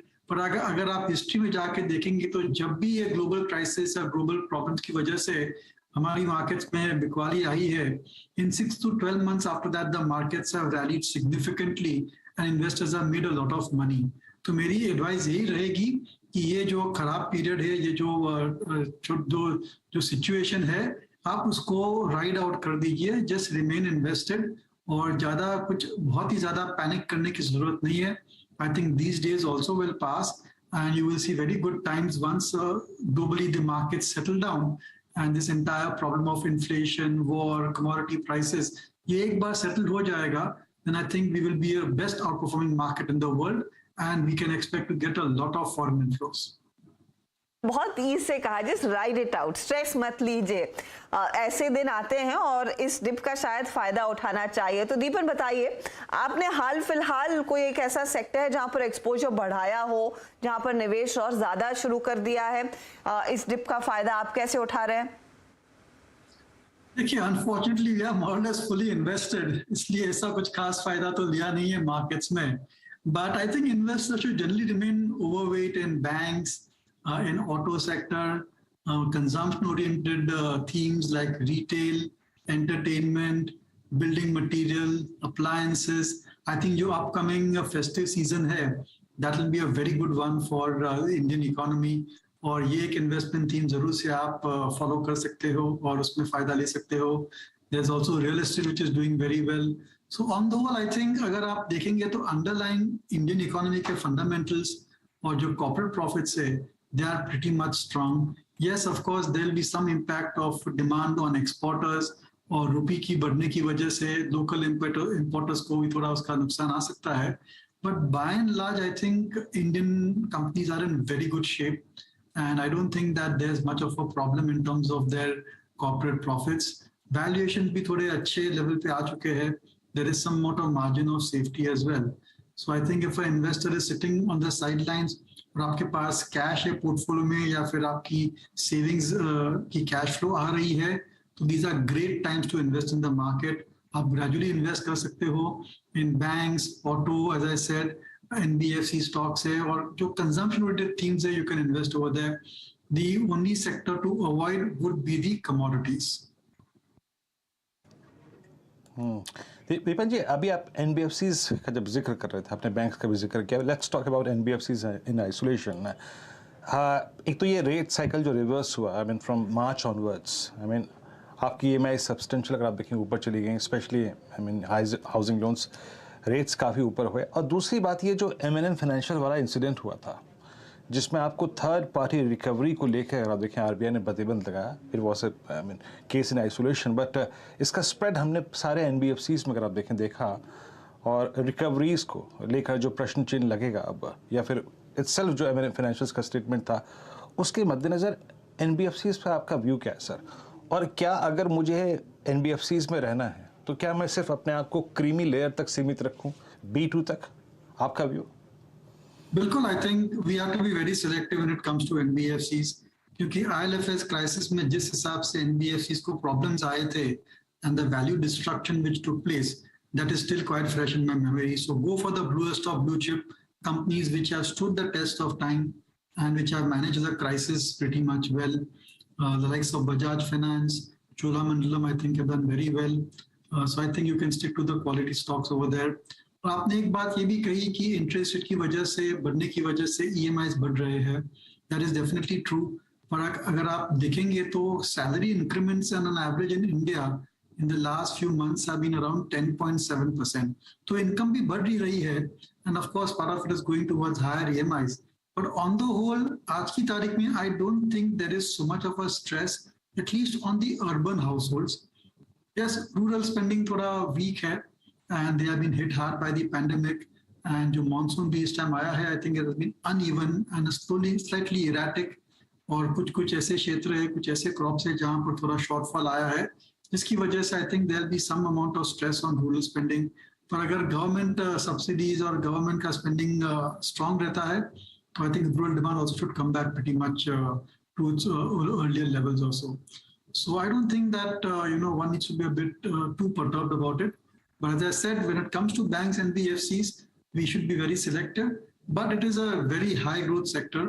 और उसकी वजह ये है कि इकोनॉमी पिकअप हो रही है, तो उसकी वजह से लोन ग्रोथ बढ़ रही है. लोन ग्रोथ बढ़ती है तो फी इनकम बढ़ती है, और नेट इंटरेस्ट इनकम भी बढ़ जाता है बैंक्स एंड NBFCs का. और अभी हाल ही में सभी बैंक्स NBFCs ने काफी हद तक जो उनके NPAs है उनमें ज्यादातर प्रोविजन कर दिया है. सो क्रेडिट कॉस्ट यानी कि NPA की प्रोविजनिंग रहेगी वो भी काफी हद तक कंटेन या बहुत कम रहेगी, जिसकी वजह से प्रॉफिट्स अच्छे दिखेंगे. So these are good times I would say for the entire lending industry, banks and NBFCs. And वैसे भी इनका वेटेज सेंसेक्स निफ्टी में ज्यादा है, so I would suggest at least 30 to 40% weightage in bank NBFCs in one's portfolio. Okay, देखिए अब NBFCs की बात हो गई, मेटल्स की बात करते हैं. जरा प्लीज निफ्टी मेटल इंडेक्स लेके आइएगा. इट्स 5623. और दीपन जी, अगर CY20 में अगर आपने मेटल साइकिल ठीक टाइम पे पकड़ी हो, किसी भी अगर आप देखें इन्वेस्टर ने, जब ये इंडेक्स करीब 2500 पे था, तो वो आज भी हैंडसम पैसा बना के बैठा हुआ है. बीच में एक टर्बुलेंस थी मई जून में during the Wars time, but फिर एक रिकवरी मेटल्स में आई. अब एग्जैक्टली जो पिछले 3 दिन में मेटल्स में हुआ, नोवेलिस्ट ने अगर आप देखें और उसके क्लाइंट्स ने अगर आप देखें, बॉल कॉर्पोरेशन की तरफ से जो टेक आया, उसके बाद जो डैमेज हुआ, प्राइस डैमेज, आप चाहते हैं, आप US इकोनॉमी में आप एक धीमापन चाहते हैं, आप रेट हाइक कर रहे हैं, तो ऐसे में क्या मेटल्स में बने रहना समझदारी होगी? आपका व्यू क्या कहता है? और आप हैंडसम पैसा बना के बैठे हैं, तो क्या ये एक सही वक्त है अलविदा कहने का इस साइकिल को? देखिए, वो कहना मुश्किल है क्योंकि काफी हद तक वहां पर भी करेक्शन देखी है हमने. और अगर आप लॉन्ग टर्म इन्वेस्टर है, 5, 10, 20, 25 साल खरीद होल्डिंग पीरियड है, तो डेफिनेटली मेटल्स में डू वेल. मोर इम्पोर्टेंटली, अगर आप ये जानते हैं कि कभी मेटल्स में एंटर होना चाहिए और कभी आपको निकल जाना चाहिए, आपको ऐसी कुछ खास नॉलेज है या इंफॉर्मेशन है about the metal sector, then certainly you can invest and trade. लेकिन ज्यादातर investors are clueless about the cycles in the metal industry. कभी चालू होती है, कभी समाप्त होती है, और उनमें क्या क्या इश्यूज आ सकते हैं, कौन से इतने सारे वेरिएबल्स है. तो ये जो इंडस्ट्री है ना, ये काफी सिंपल दिखती है, बट एक्चुअली जिस हिसाब से प्राइस मूवमेंट आता है ना वहां पर, तो इसमें पैसा कमाना बहुत ही मुश्किल है. और कई सालों से हमने देखा है इन्वेस्टर के पोर्टफोलियो में कि metals really have not done very well. So I would say that if you're invested in metals, maybe the time to sell is gone, but I wouldn't like to advocate fresh investment at these levels. देखिए, inflation पर एक पूरा माने huge fight has been created on inflation. इसकी वजह से commodities पर definitely negative effect आना चाहिए. चाइना में स्लो डाउन है, Europe is in crisis, US में रिसेशन की फियर्स है, when entire globe is going through a slow down and demand recession, how can commodities do well? Point है। दीपन, एक सवाल मैं आपसे पूछना चाह रही हूँ। आपने फेस्टिव सीजन की बात की और इस समय जो ई कॉमर्स सेल्स चल रही हैं, चाहे वो फ्लिपकार्ट की हो या फिर अमेजोन की, कल हम डेटा पॉइंट शेयर कर रहे थे कि सैमसंग अलोन से 1000 करोड़ की बिक्री उन्होंने इन ई कॉमर्स सेल्स में की है। रफली sales are up about 1.3 times last year. 24,000 crore plus की सेल्स पहले 4 दिनों में। इस तरह के हाल में फिर क्या आप डिलीवरी जैसे ट्रेड पर बेट करेंगे क्या?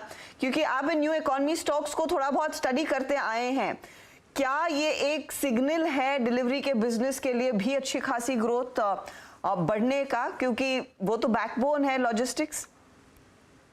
You are talking about the stock delivery?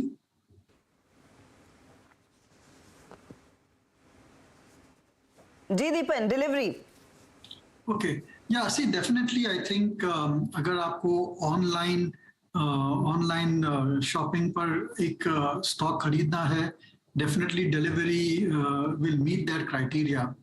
पर डिलीवरी के जो नतीजे आए हैं ना पिछले एक तिमाही में, वो इतने खास अच्छे नहीं थे। और उन्होंने क्या है कि काफ़ी हद तक इंफ्रास्ट्रक्चर और जो उनका पूरा सेटअप है, ओवरहेड कॉस्ट है, वो लेके बैठ चुके हैं, but volumes have not been commensurate. तो जब तक कुछ हद तक प्रॉफिट्स नहीं दिखते हैं कंपनी में, I would just like to wait and watch. और जैसे मैंने कहा, I think there are so many other interesting sectors to look at which are solid in profit, which have got good earning visibility. देखिए, we can talk about engineering construction companies also, defence sector. वहाँ पर इतनी ज़्यादा order book है, इतनी fantastic order book है कि अगले 3-4 साल तक कोई इशू नहीं है अर्निंग विजिबिलिटी के लिए। So investors should go for solid companies where there is good earnings visibility, good quality of balance sheet, and actually there should be no controversy over their fundamentals. So this is the best time to invest in quality businesses, and I think keep stocks like Delivery on the horizon. But I wouldn't want to buy that stock at this point of time. Let's just wait and watch how it actually evolves over time. तो दीपन जी, बहुत बहुत शुक्रिया, आप इस कार्यक्रम में शामिल हुए और सभी सेक्टर्स पे, इंडस्ट्रीज पे और स्टॉक्स पे अपनी राय रखी आपने। बहुत बहुत शुक्रिया।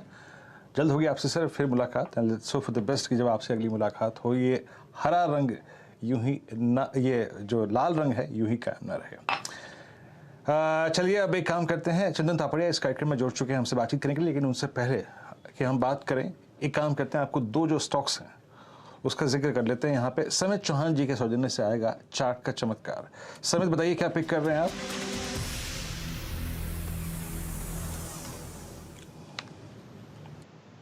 देखिए, एक लॉन्ग साइड का ट्रेड है जो एक हमारा फेवरेट काउंटर रहा है ये पूरी सीरीज, मैकडॉवेल यूनाइटेड स्पिरिट्स। हालांकि स्टॉक ने काफी ज्यादा अप्स डाउन दिए हुए, बट ओवरऑल अगर हम देखें, अभी भी थोड़ा ब्रॉडर व्यू से देखें तो स्टॉक में जो स्ट्रक्चर है वो काफी पॉजिटिव रहा है और हर एक लो लेवल्स पे ये स्टॉक में खरीदारी आ रही है। तो मैकडॉवेल में हम बाय करने की सलाह देंगे। 834 का स्टॉप लॉस होगा और 885, 890 के इसके टारगेट्स होंगे। यूनाइटेड स्पिरिट्स आपका बाय है यूएसएल, और ये स्ट्रॉन्ग स्टॉक रहा है अब तक, बट इट्स बाय ट्रेड। जरा यूनाइटेड स्पिरिट्स दिखाइए आइए आपकी स्क्रीन पर, और अभी थोड़ा सा बैकफुट पे आया है, no doubt about that, but ये स्टॉक काफ़ी स्ट्रॉन्ग ट्रेजेक्ट्री में है, इसमें कोई नहीं है। यूएसएल आपका अगर आप देखें तो यहाँ पे लॉन्ग कॉल है समित जी के सौजन्य से, आज का चार्ट का चमत्कार है। मिड कैप फंडा गौरांग जी के सौजन्य से आएगा। बताइए गौरांग, क्या पिक कर रहे हैं आप मिड कैप फंडा में? मिड कैप में सेल लगी हुई है इस वक्त। तो वीरेंद्र, कार्यक्रम के शुरुआत में आपने आईटी क्षेत्र को लेकर के हमसे प्रश्न पूछा था, और क्योंकि हमारे हौसले बुलंद है आईटी क्षेत्र को लेकर के, तो हमने सोचा हम इसी क्षेत्र से एक मझवाली कंपनी जिसका नाम है L&T टेक्नोलॉजीज, इसको पसंद करना चाहेंगे। मेरे ख्याल से पिछली बारी जब नजर पड़ी थी 3530 के आसपास का दाम चल रहा था। और वीरेंद्र, एक वास्तविकता ये भी है कि एक नहीं लेकिन कई बार मझौली आईटी कंपनियों ने बहुत ही बेहतरीन तरीके से नतीजों के आधार पर शानदार परफॉर्मेंस किया है और दिग्गजों को पीछे छोड़ा हुआ है। और मैं ये मानता हूं कि ये करेक्शन जो देखा है वो बहुत अच्छा मौका है निवेशकों को कुछ चुनिंदा सक्षम मजबूत mid cap IT technologies company में निवेश करने के लिए, मिसाल के तौर पर L&T टेक्नोलॉजीज। एल&टी टेक्नोलॉजीज पर गौरांग इस समय बुलिश है। ये वो ट्रेड जो इस समय उनकी सलाह है, तेजी की पोजीशंस लेकर चले। चलिए मार्केट का हाल आपकी स्क्रीन पर, तो 16,880 के लेवल्स के आसपास यहाँ पर मामला तो थोड़ा सा डगमगाया हुआ है। कोई यहाँ पर तेजी की पोजीशंस नहीं आ रही, कोई ऐसा ट्रेड नहीं जिसमें अचानक खरीदारी शुरू हो रही हो। हाँ, सीमेंट की हम बात कर रहे थे जहाँ पर थोड़ा बहुत एक्शन देखने को मिला है। चलिए अब यतिन को जोड़ते हैं, डीलिंग रूम का जायजा लेंगे, लेकिन याद रखिएगा कि अगली सीरीज की जो शुरुआत होगी उसमें बड़े बदलाव देखने को मिलेंगे आपको इंडेक्स पर भी। तो कितना इन्फ्लो आता हुआ दिखाई दे सकता है, सीपीएसई के में भी थोड़ा सा चेंज आएगा। वेटेज की हम बात कर रहे थे 2 दिन पहले, तो यतिन आपको थोड़ा सा हाईलाइट देंगे कि किन स्टॉक्स पर आप फोकस करें जहां पर फंड फ्लो बढ़ सकता है। यतिन बताएं। तो हर्षदा देखिए, निफ्टी के बारे में हमने बातचीत की थी कि ये बदलाव होने हैं और कल 3 बजे से आपको ये चेंजेस आते हुए नजर आएंगे। 3 चीज़ों पे फोकस करेंगे हम, निफ्टी 50 के बदलाव पे, निफ्टी बैंक के बदलाव पे और सीपीएसई जो इंडेक्स है यहाँ भी आपको रिसेट होता हुआ दिखेगा। तो कल 3 बजे ये आपको रीबैलेंसिंग होती हुई नजर आएगी। शुरू करते हैं अदानी एंटरप्राइज से, जो निफ्टी का इंक्लूजन कैंडिडेट है। ऑब्वियसली अगर हम खरीदारी की बात करें तो जो एडलवाइस का एस्टिमेट है उसके हिसाब से लगभग यहाँ वेटेज 1.3% के आसपास आना चाहिए और 33 करोड़ डॉलर्स की यहाँ खरीदारी का मूड माहौल बनता हुआ नजर पड़ रहा है। इसके अलावा अगर हम श्री सीमेंट की बात करें तो यहाँ क्योंकि निफ्टी से बाहर हो रहा है, यहाँ लगभग आपको 10 करोड़ डॉलर के आसपास की सेल फ्लोज आती हुई नजर आएंगी। तो यहाँ भी आप देखें तो काफ़ी अच्छे सेल फ्लोज आपको नजर आते हुए दिखाई देंगे और स्टॉक भी ऑब्वियसली काफ़ी दिनों से प्रेशर में है क्योंकि रीबैलेंसिंग के एक्शंस आपको यहाँ दिखाई दे रहे हैं। निफ्टी बैंक में क्या हो रहा है, HDFC bank, ICICI bank, Kotak bank और बंधन बैंक, इन 3 बैंक्स के वेटेजेस ऊपर हो रहे हैं और यहाँ आपको बेसिक इन्फ्लोज आते हुए दिखाई देंगे। तो यहाँ खरीदारी का मूड बनेगा। वेटेज कहाँ घट रहा है, क्योंकि ऑब्वियसली यहाँ प्राइवेट बैंक्स जो फ्रंटलाइन है वहाँ वेट बढ़ रहा है, तो जो पीएसयू बैंक्स हैं, एसबीआई, वहाँ आपको वेट घटता हुआ दिखाई देगा। इसके अलावा माइनर वेट चेंजेस आपको इंडसइंड बैंक, एयू बैंक और एक्सिस बैंक में दिखाई देंगे। बहुत ही छोटी सेलिंग यहाँ रीबैलेंसिंग में आपको दिखाई देगी, लेकिन फोकस रहेगा सीपीएसई इंडेक्स के ऊपर क्योंकि यहाँ सरकारी कंपनी जैसे पावर ग्रिड फोकस में रहेगा। कुल वेटेज लगभग यहाँ आपको 1.27% आता हुआ दिखाई दे रहा है और इसके वजह से लगभग 1.1 करोड़ शेयर का एडवाइस का अनुमान है या खरीदारी के लिए आपको जो है रीबैलेंसिंग में सौदे करने पड़ेंगे। और अगर हम देखें तो बाय फ्लोज करीब 2 से 200 से 250 करोड़ के आसपास यहाँ दिखेंगे। इसके अलावा अगर हम ओएनजीसी की बात करें तो यहाँ थोड़ा बहुत माइनर वेट इंक्रीज हो रहा है और दूसरा स्टॉक जो फोकस पे होना चाहिए वो होना चाहिए कोल इंडिया, क्योंकि यहाँ भी वेटेज यहाँ कम होता हुआ दिखाई दे रहा है। लगभग आधे % से वेट कम होगा और शायद ये भी लगभग 100-150 करोड़ की सेलिंग यहाँ आपको सीपीएसई इंडेक्स के चेंजेस के चलते दिखेगी। थोड़े से सीपीएसई चेंजेस, इंडेक्स में बदलाव, उसका इम्पैक्ट देखने को मिलेगा और ऑफ कोर्स निफ्टी के जो चेंजेस है उसका भी बदलाव देखने को मिलेगा। पावर ग्रिड आपकी स्क्रीन पर लेकर आते हैं क्योंकि पावर ग्रिड पर दरअसल हम बात पहले भी कर रहे थे। कल परसों ही हमने आपको बताया कि जो यहाँ पर पावर ग्रिड के लिए एक बड़ी रिलीफ आई जब ऐसी खबरें थी कि शायद आरईसी का वो हिसाब खरीद सकते हैं, तो प्रेशर था। अब वैसा कोई प्लान नहीं है, 1.5% का इजाफा। दूसरा, सीपीएसई इंडेक्स में इसका वेटेज बढ़ने के आसार। इस पर इनफैक्ट राजेश सातपुते एक फ्रेश व्यू चाहिए। 208 के लेवल्स हैं, हर टिक के साथ ये स्टॉक रैली करता हुआ दिखाई दे रहा है। क्या अभी भी तेजी की पोजीशंस लेना ठीक है? अर्षिता जी, मुझे याद है हमने फ्राइडे क्लोजिंग पे इस पे बात की जब ये 202-205 के क्लस्टर में था और तब हमने यही कहा था ये 190 तक एक बार के लिए फिसलेगा। तो ये जो कंप्लीट फॉल था 240 से लेकर 190, तो you can say one bout of selling seem over, but at the same time जो पेन है, जो वीकनेस है, वो अभी भी परसिस्ट करेगी। लेकिन अगर आपको फ्रेश लॉन्ग लेना है तो फिलहाल तो मैं यही कहूंगा कि यहाँ पे क्वेश्चन मार्क है, क्योंकि यहाँ से पुल बैक मिलेगा, that will be treated as a relief rally जिसका रेजिस्टेंस बनता है 215। तो ये सिर्फ 7-8 रुपए का एक प्ले होगा। तो मेरे हिसाब से आप यहाँ पे लॉन्ग थोड़ा अवॉइड करें, क्योंकि प्रोबेबली यहाँ पे एक बार 215 के आसपास आने के बाद फिर से यहाँ पे सेलिंग आ सकती है। तो थोड़ा यहाँ पे वोलेटिलिटी और है और जारी रहेगी, तो I would like to avoid this. आपने बढ़िया रिकवरी दिखाई है, लेकिन इन लेवल्स पर राजेश सातपुते कह रहे हैं लेंगे तो 215 के आगे जाने के चांसेस थोड़े से कम है, चार्ट ये इंडिकेट कर रहा है। चंदन तापड़िया इस बीच हमारे साथ जुड़ गए। चंदन, आफ्टरनून। क्लियरली सेल साइड की पोजीशन थोड़ी सी बढ़ गई हैं कल से आज में। आप इस समय ट्रेड क्या ले रहे हैं, तेजी या मंदी की तरफ? जी नमस्कार हर्षिता जी। देखिए बाजार का स्ट्रक्चर वीक है और कंटिन्यूसली हम 6-7 दिनों से लोअर राइज लोअर लोज के सीक्वेंस बना रहे हैं। बाजार ने आज नीचे के लेवल से रिकवरी दी, बट लास्ट के घंटे में वापस ये मोमेंटम फिजल आउट होकर हम एक डोजी फॉर्मेशन बन रहे हैं। तो साफ संकेत है कि किसी भी दिन का हाई नहीं निकाल रहा और लगातार ऊपर में सेलिंग प्रेशर है। तो हम यहाँ पे 17,071 17,071 एक रेजिस्टेंस के तौर पे देख रहे हैं। जब तक वो लेवल नहीं निकलता है बाजार में सेलिंग प्रेशर कंटिन्यू रहेगा। नीचे में लगभग 16,666 तक के लेवल बनेंगे। स्टॉक स्पेसिफिक बात करें तो देखिए काफी सेलेक्टिव काउंटर है जहां पे स्ट्रेंथ है, एडवांस डिक्लाइन रेशियो काफी नेगेटिव है। फिर भी पॉजिटिव साइड की बात करें तो मैं बीटीएसटी के तौर पे या 1-2 दिन के हिसाब से एशियन पेंट पे फोकस करूंगा। एशियन पेंट ने काफी अच्छा मोमेंटम दिया है। वीकली चार्ट पे पोल एंड फ्लेक का पैटर्न है। टेक्निकल कंजम्पशन थीम के साथ में क्रूड का डिक्लाइन भी इस काउंटर के प्राइस मूव को सपोर्टिव दे रहा है।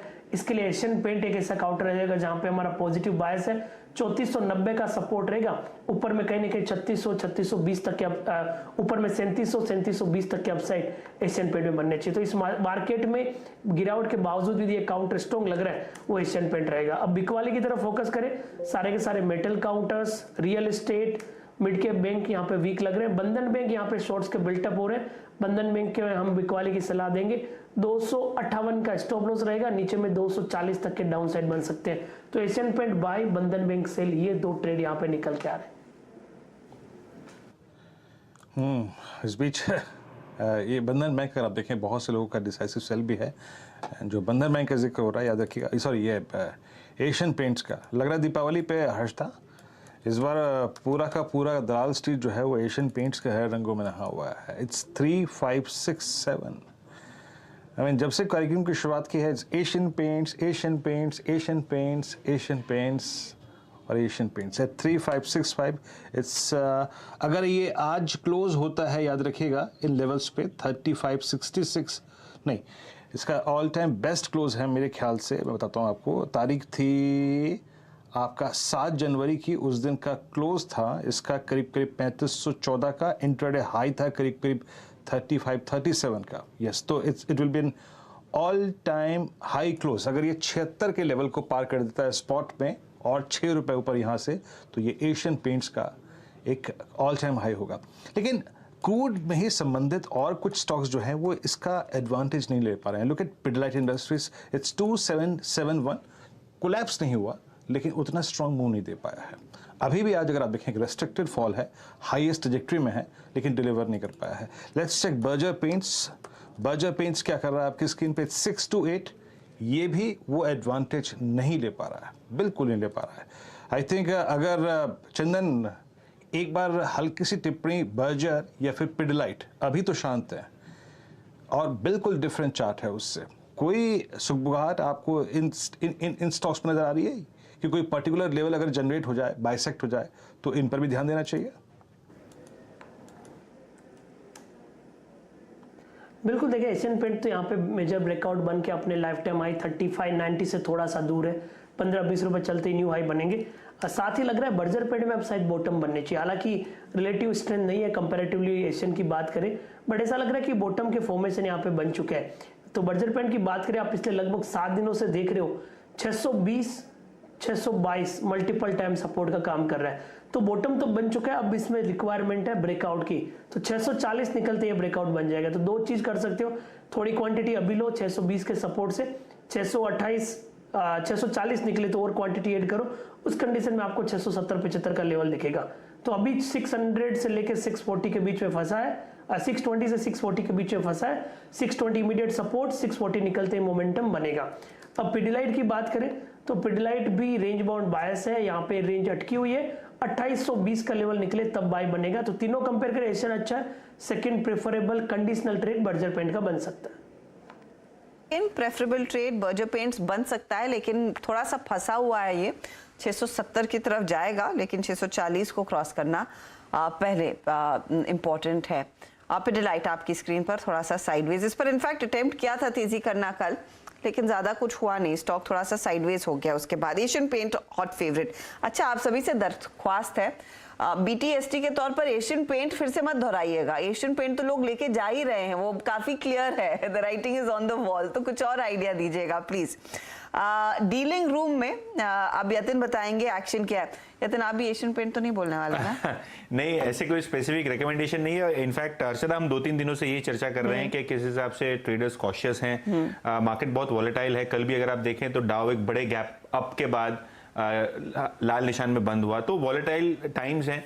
ऑब्वियसली डीलिंग रूम्स की जो पोजीशन है इनटू द एक्सपायरी वो काफ़ी लाइट है। इनफैक्ट ऑप्शन ट्रेडिंग में भी काफ़ी लिमिटेड ट्रेडिंग वो अपने क्लाइंट्स को सुझा रहे हैं। ओवरऑल बेसिस पे अगर हम देखें तो 2 सेक्टर्स उनको ठीक लगते हैं, फार्मा और सीमेंट, क्योंकि शुक्रवार को एक्सपायरी के ठीक बाद RBI की पॉलिसी का भी बड़ा इवेंट है। तो अगर हम एक्सपायरी की बात करें या फ्राइडे की बात करें, इस हफ्ते काफ़ी सारे इवेंट्स आपको आते हुए नजर आएंगे, जिसके कारण डीलिंग रूम्स जो है अपने ट्रेडिंग पे थोड़ी लगाम लगा रहे हैं। और 2 सेक्टर जैसे कि मैंने कहा, फार्मा और सीमेंट, ये 2 काउंटर्स में वो मोमेंटम प्लेज जो है वो रेकमेंड कर रहे हैं अपने क्लाइंट्स को।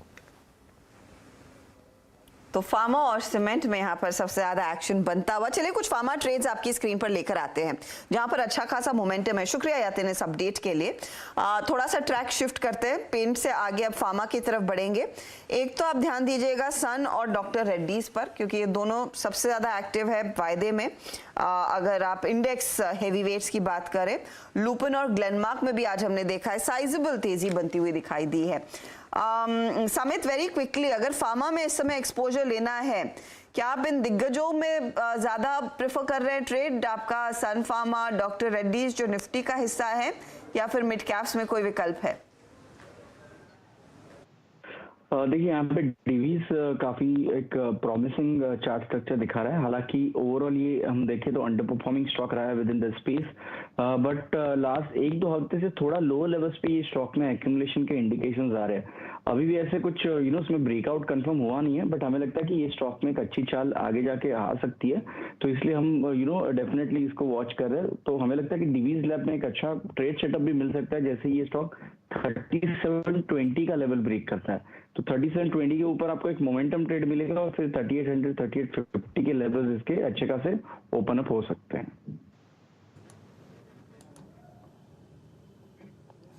जी हाँ, दिवीज लैब आपकी स्क्रीन पे 3704 पे। इनफैक्ट मैं आपको एक चीज़ बताता हूँ कि किस तरीके से बाजार ने थोड़ा सा आज डिफेंसिव से फोकस किया है। हल्का सा मार्केट बाइसेक्ट करते हैं OI के लिहाज से। देखिए, ये हालांकि वक्त रोलोवर्स को दिखने का है, बट अगर आप नेक्स्ट सीरीज में बिल्डअप देखें और जिन स्टॉक्स में सबसे स्ट्रॉन्ग बिल्डअप हुआ है नेक्स्ट सीरीज में, आई मीन जो रोलोवर्स काफ़ी लॉन्ग हुए हैं, मैं सेक्टर्स के आधार पर आपकी स्क्रीन पर रखूँगा। लॉन्ग बिल्डअप आज के सेशन में भी इट्स फार्मा, और टेक्सटाइल में अगर आप देखें एक स्टॉक है ABFRL, इसने अगर आप देखें अच्छा अपनी तरफ OI खींचा है। और फार्मा में जनाब, फार्मा में सबसे ज़्यादा अगर आप देखें लॉन्ग्स यहाँ देखेगा, it was Divi's lab, then Torrent pharma में अगर आप देखें न्यू डील बाजार को पसंद नहीं आई, ये बैकफुट पे रहा, डिसाइसिवली 3% स्लाइड हुआ। जायरस, मेट्रोपोलिस, ल्यूपिन, लॉरस लैब, नहीं माफ़ कीजिएगा, लॉरस लैब नहीं, डॉक्टर लाल पैथ लैब। डॉक्टर लाल पैथ लैब में एक सीरियस OI एडिशन है जनाब, बहुत सीरियस OI एडिशन है, और इसमें जो ब्रोकरेज रिपोर्ट्स आई थी वो एक बहुत बड़े डाउनसाइड की तरफ इशारा कर रही थी, बट उसको बाइफर्केट करते हुए, उसको भुलाते हुए, उसको दरकिनार करते हुए स्टॉक डिफरेंट कुछ कर रहा है। इट्स 59% रोल ओवर, बहुत strong roll over, about 200 day exponential moving average stock close हुआ है। और याद रखिएगा, मैं एक थोड़ा बेनिफिट ऑफ डाउट ले रहा हूँ, बट अगर ये क्लोज यहाँ भी हो जाता है, मान लीजिए 2692 इसका फ्राइडे का क्लोज होता है, तो वीकली चार्ट्स पे इतना बेहतरीन, इतना खूबसूरत क्लोज होगा ये कि पूछिए मत। गौरांग, डॉक्टर लाल पैथ लैब इस प्राइस पे कन्विक्शन बन रहा है क्या आपका फिर एक बार फिर से?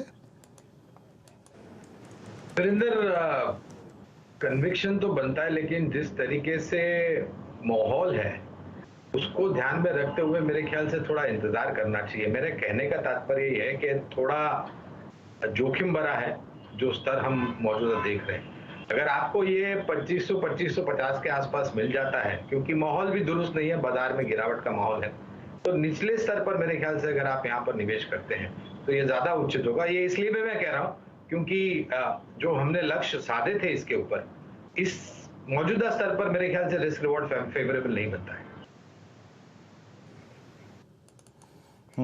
बट याद रखिएगा मेट्रोपोलिस, अच्छा मैं इससे पहले कि BTST का क्रम शुरू करूं, मानस मेट्रोपोलिस क्या वही ऑल दो in terms of averages placement, averages की जहां तक प्लेसमेंट है, कहाँ डॉक्टर लाल आपका 200 डे एक्सपोनेंशियल मूविंग एवरेज पार कर गया है, लेकिन मेट्रोपोलिस भी मोर और लेस वही रिफ्लेक्शन है। हाँ, ये अभी सिर्फ 50 डे में पार कर रहा है। मेट्रोपोलिस पे टेक मानस आपका?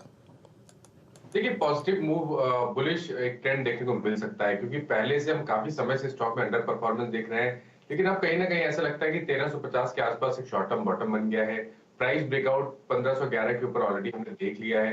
आई थिंक यहाँ पर आपको 1650 तक के स्तर देखने को मिल सकते हैं, तो बिल्कुल पोजिशनल ट्रेड लेना चाहिए। करंट लेवल्स पे खरीदारी करिए, 1480 के नीचे स्टॉप लॉस रखिए, और ऊपर की तरफ पहला टारगेट 1590 रहेगा और उसके ऊपर 1650 तक के स्तर भी देखने को मिल सकता है। 1650 का टारगेट, ये है बात मेट्रोपोलिस की। हम क्वाइट सरप्राइज की मानस ने एक तेजी का कॉल आइडेंटिफाई किया है। ये फिलहाल आपके लिए एक ट्रेड। चलिए अब STBT या BTST क्या ट्रेड लेना है? चंदन पहले आप बताइए क्या करेंगे?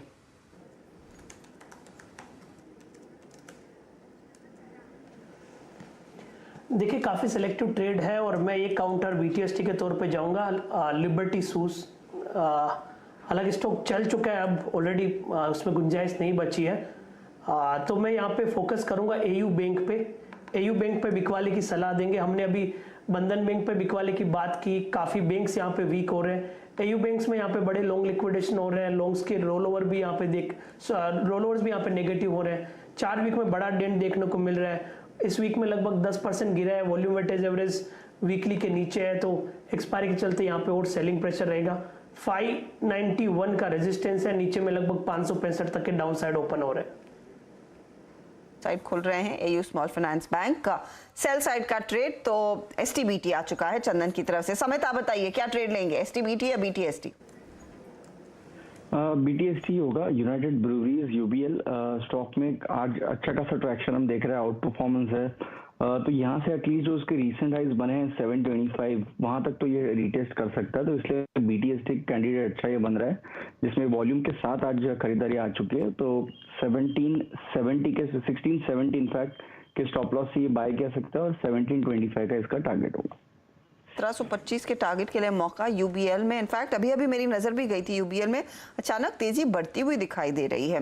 पिछले 5 मिनटों में 1% और जोड़ ली है इसने अपने नाम पर। 2% की तेजी अब स्टॉक में आती हुई और वॉल्यूम एक्शन भी पिकअप कर रहा है। 1670 स्टॉप लॉस लगाएंगे अगर आप इस तेजी के ट्रेड में उतर रहे हैं। राजेश सातपुते बताइए आपका ट्रेड। जी मुझे लगता है कि एक डॉक्टर रेड्डीज फार्मा में थोड़ा बेट यहाँ पे लेना चाहिए। डॉक्टर रेड्डीज क्यों? क्योंकि डॉक्टर रेड्डीज में जो इंपॉर्टेंट क्लस्टर ऑफ रेजिस्टेंस था वो एंड होता था 4250 पे, यानी 4250 के आसपास यहाँ पे क्लियर कट ब्रेकआउट आप कह सकते हैं, at least on a short term time frame. तो it's a buy in doctor Reddy above 4250, keep your stop loss at 4230। कल का जो टारगेट दिखता है वो रहना चाहिए 4340 का। 340 के टारगेट के लिए डॉक्टर रेड्डीज में आप तेजी की पोजीशन लेंगे। 90 रुपए ऊपर है, 2.25% की तेजी देखने को मिल रही है। मानस आपकी बारी, बताइए ट्रेड क्या है?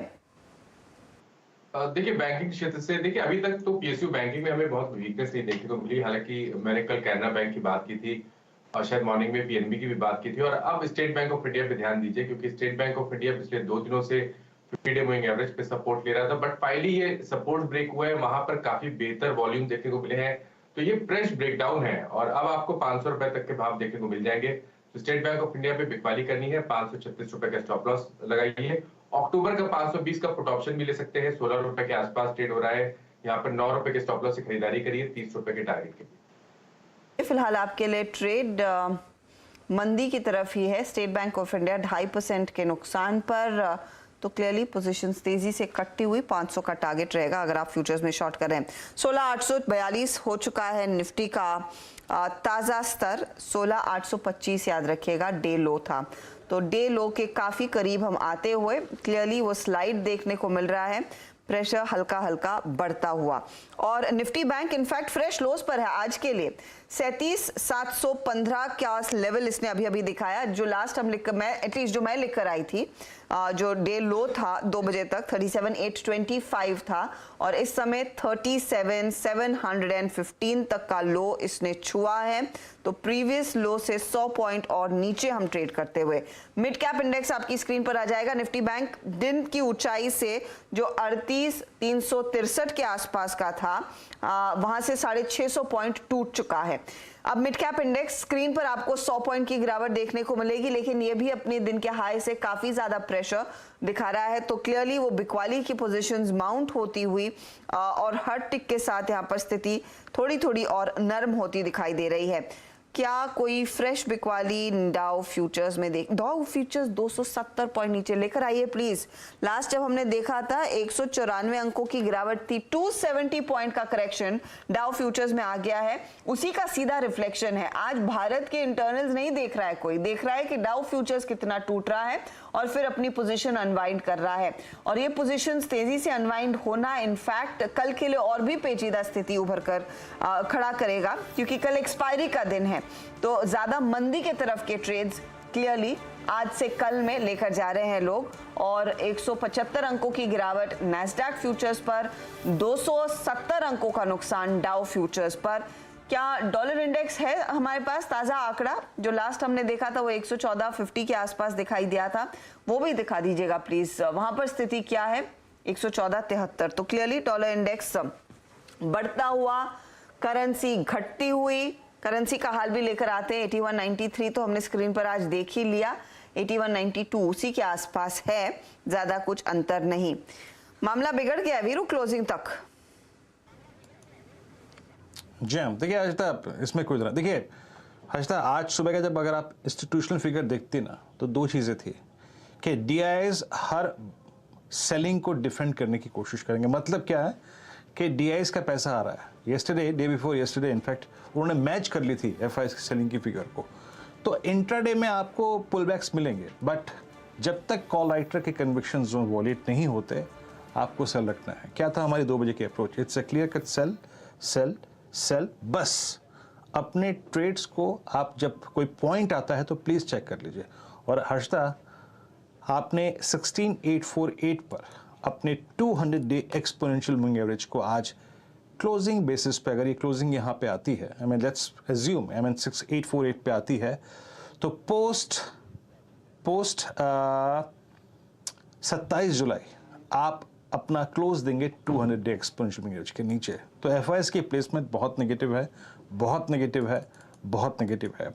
और बैंक निफ्टी आज सुबह की जो हमारी प्लेट थी जनाब, वो लेके आइएगा, is strongly poised for 637, that was a 100-day exponential moving average और वहाँ पे placed है।